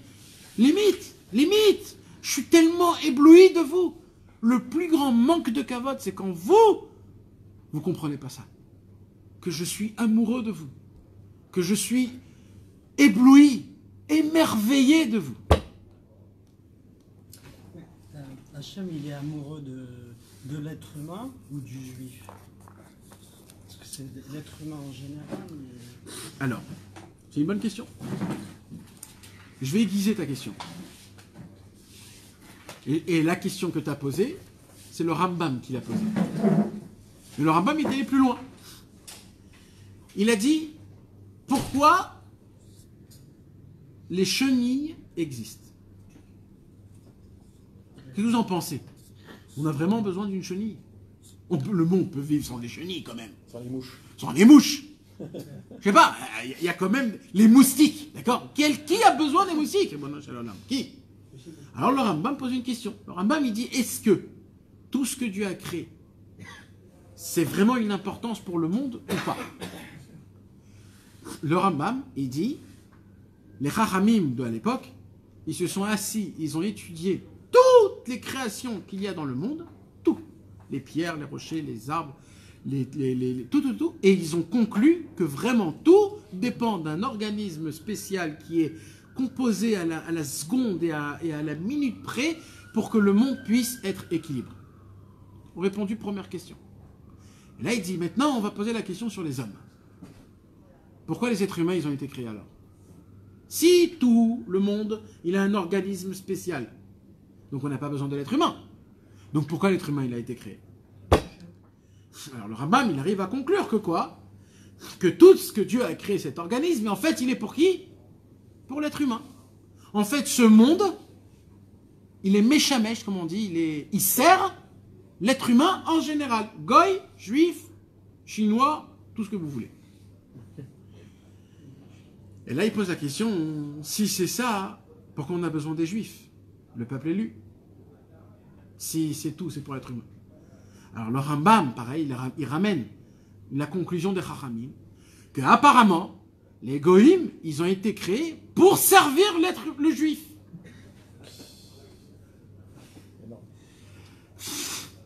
T'as compris maintenant la réponse? En fait, pourquoi ils ont été créés, les Goïm? Pour créer l'Internet, pour créer les routes, les voitures, la radio. Pourquoi? Pas parce qu'eux, ils ont besoin. Parce qu'il y aura un juif un jour qui voudra faire un cours de Torah sur Internet. Alors il a fait tout en place, tout un truc de fou qui s'appelle Facebook. Et tout ça pourquoi en fait? Pour que la Torah puisse être entendue dans le monde en entier comme il faut. En plus, c'est un juif. Et je rajouterais les programmes aussi, qui ramènent aussi le juif Dans le bon chemin, exactement. Nous, on croit. Il y a fait. Nachon. Nous, on croit que les pogroms, et nous, on croit que les attentats, on croit que tout ça, c'est mal. Nachon, c'est mal. Tout à l'heure, on a dit la Shoah. Comment la Shoah? Mais en vérité, c'est bon. Pourquoi c'est bon? Parce que tu t'imagines si les Arabes, ils seront nos meilleurs amis. Nos filles seraient mariées avec eux, nos garçons seraient mariés avec leurs filles, et ça sera fini. Qu'est-ce qui s'est passé qu'on a une guerre? Qu'est-ce qu'il y avait à la Shoah, mes amis? La plus grande assimilation de l'époque, c'était en Pologne, en Autriche. C'était très grave ce qu'il allait se passer. Akadosh Baruch Hu, il nous a remis dans les rangs. Ça nous a gardés, ça nous a créés. Moi, je ne dis pas que c'est bon, c'est bien, mais ça veut dire il faut savoir qu'il y a du bien qui sort du mal. Il faut le savoir. Maintenant, je vais aller plus loin. Parce que le Rambam, il continue avec ces questions. Il dit, si c'est ça, c'est quoi le but du juif alors? On a dit, c'est quoi le but du monde? On a donné une réponse. C'est quoi le but du monde? Pour les êtres humains. Pourquoi les êtres humains et les juifs? Parce que les êtres humains, ils servent les juifs. Donc les juifs, c'est quoi leur travail? Alors le Rambam, il dit non. Il dit le juif, pourquoi? Il dit parce qu'il suffit qu'un seul homme comprenne, la présence de Dieu et comment le servir, ça suffit pour créer tout ce monde. Donc de là, il dit, donc tous les juifs, ils sont créés pour qui? Pour cet homme-là qui va servir Hachem à la perfection. Chacun d'entre nous. Non. Là, il parle d'un seul homme. Pour le tzaddik. En fait, le Rambam, il dit, le monde a été créé pour le tzaddik, pour Moshe Rabbeinu. Et tout ce qu'il y a dans ce monde-ci, c'était pour Moshe Rabbeinu, en fait. Après, Moshe Rabbeinu, il fait tout aux gens. Il s'en fout, c'est pour lui. Quoi? Après, Moshe Rabbeinu, il s'inquiète du peuple juif, tout ça. Non, c'est son travail. Mais si tu me dis qu'il n'y aurait pas ça, il disait on en aura. Tu le pousses. Parce que ça suffit qu'il y en a un qui sert Hachem. Alors, s'il y en a un qui sert Hachem, qu'est-ce que j'ai besoin de tous? Parce que les autres vont le porter, compagnie. Non, on sert à rien, nous. Alors non, soit cet homme-là. Tu dois porter compagnie à cet homme-là. Tout ton travail à toi, c'est que tu dois aider cet homme à servir encore plus Hachem. Et le tzaddik. Ouais. C'est pour ça que Rabbeinu, c'est quoi le concept qu'il dévoile? Attaché au tzaddik. Quand tu es attaché au tzaddik, tu sers Hachem. T'es plus quelqu'un qui est autre part. T'es avec lui dans le bateau. C'est pour cela tout le Inyan du tzaddik, le Rambam, tout ça, mes amis, c'est le Rambam qui dit dans la Hakdama des Mishnayot. Mais tu te limites à ce moment-là. C'est-à-dire que tu te limites à dire que moi, je pourrais jamais devenir un tzaddik. Mais bien sûr que tu peux devenir un tzaddik. Tu peux pas devenir un... tzaddik. Non, tu sers Hachem Itbarach. On ne sert pas le tzaddik, tu t'attaches au tzaddik. C'est tout. Tu es avec lui dans l'équipe, c'est tout. Tu es tu es avec lui dans la voie d'Hachem, dans le terrain. C'est que comme ça que tu peux devenir un tzaddik. Quand la mechoubar les taor, tu peux pas devenir un tzaddik si tu es pas proche d'un tzaddik. En gros, notre travail à nous, c'est... Notre travail à nous, c'est de s'attacher à un tzaddik pour que le tzaddik puisse nous rapprocher d'Akadosh Baruch. Et il nous rend tzaddik à nous aussi. Et c'est comme ça qu'on devient des tzaddikim. Après, quelqu'un doit s'attacher à nous pour s'attacher à Non, il y a toujours cet homme-là, il y a toujours Moshe Rabbeinu. Qu'est-ce qu'on dit? Moshe Rabbeinu, il est mort. Et on dit toujours, Vezot Torah, Sher Sam, Moshe, les Israël. C'est Moshe encore qui nous donne la Torah. Alors Moshe Rabbeinu, il est mort, il n'est pas mort, Moshe Rabbeinu. Si on parle de sa Torah, c'est qu'il est encore vivant. Donc tu peux dire aujourd'hui, moi je suis l'élève de Moshe? Non, pourquoi? Parce qu'on n'est pas proche de lui. Mais un homme qui est proche de lui, il peut dire, je suis l'élève de Moshe. C'est comment qu'on devient des tzadikim? Quand tu es proche des tzadikim, tu ne peux pas devenir un tzadik si tu n'es pas proche des tzadikim. Et plus tu es proche d'un grand tzadik, plus tu peux devenir un grand tzadik. Parce qu'en fonction de qui tu es proche, comme ça tu peux atteindre. Si tu es proche d'un tzadik, qui est un tzadik de la rue, le maximum que tu peux arriver, c'est d'être un tzadik de rue. Si c'est un tzadik sur toute une ville, tu pourras être comme ça. Et plus tu choisis un grand tzadik, plus tu peux monter et arriver. Tu peux arriver à son niveau. Donc un tzadik de toute une ville, tu peux arriver à un tzadik de toute une ville. Ouais. Donc si tu t'attaches à Moshe Rabbeinu, tu peux arriver à devenir Moshe Rabbeinu. Ouais.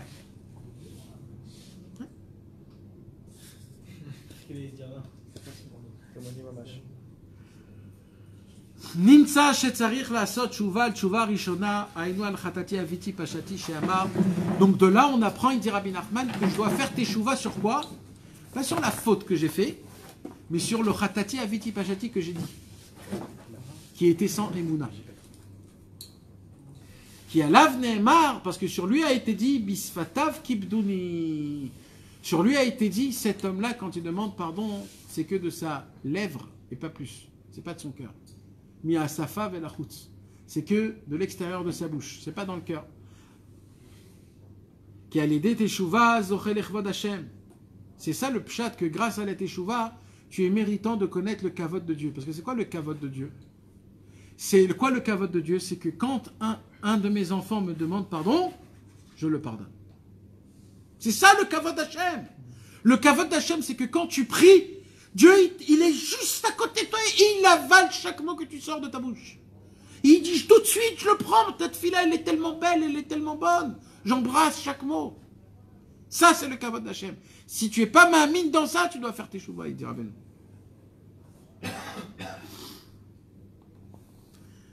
Voilà, mes amis. Bezrat Hashem, on va découvrir la semaine prochaine, si on a de la force, Rabbeinu, il va faire un lien avec la tchouva et Shabbat. Et ça, c'est un cours, mes amis, qu'on va faire. C'est quoi un vrai Shabbat? C'est quoi Shabbat, Bichlal? Ma kesher Shabbat et la tchouva. Et c'est une nouvelle sphère de ce que c'est. C'est quoi la tchouva, mes amis? Bezrat Hashem.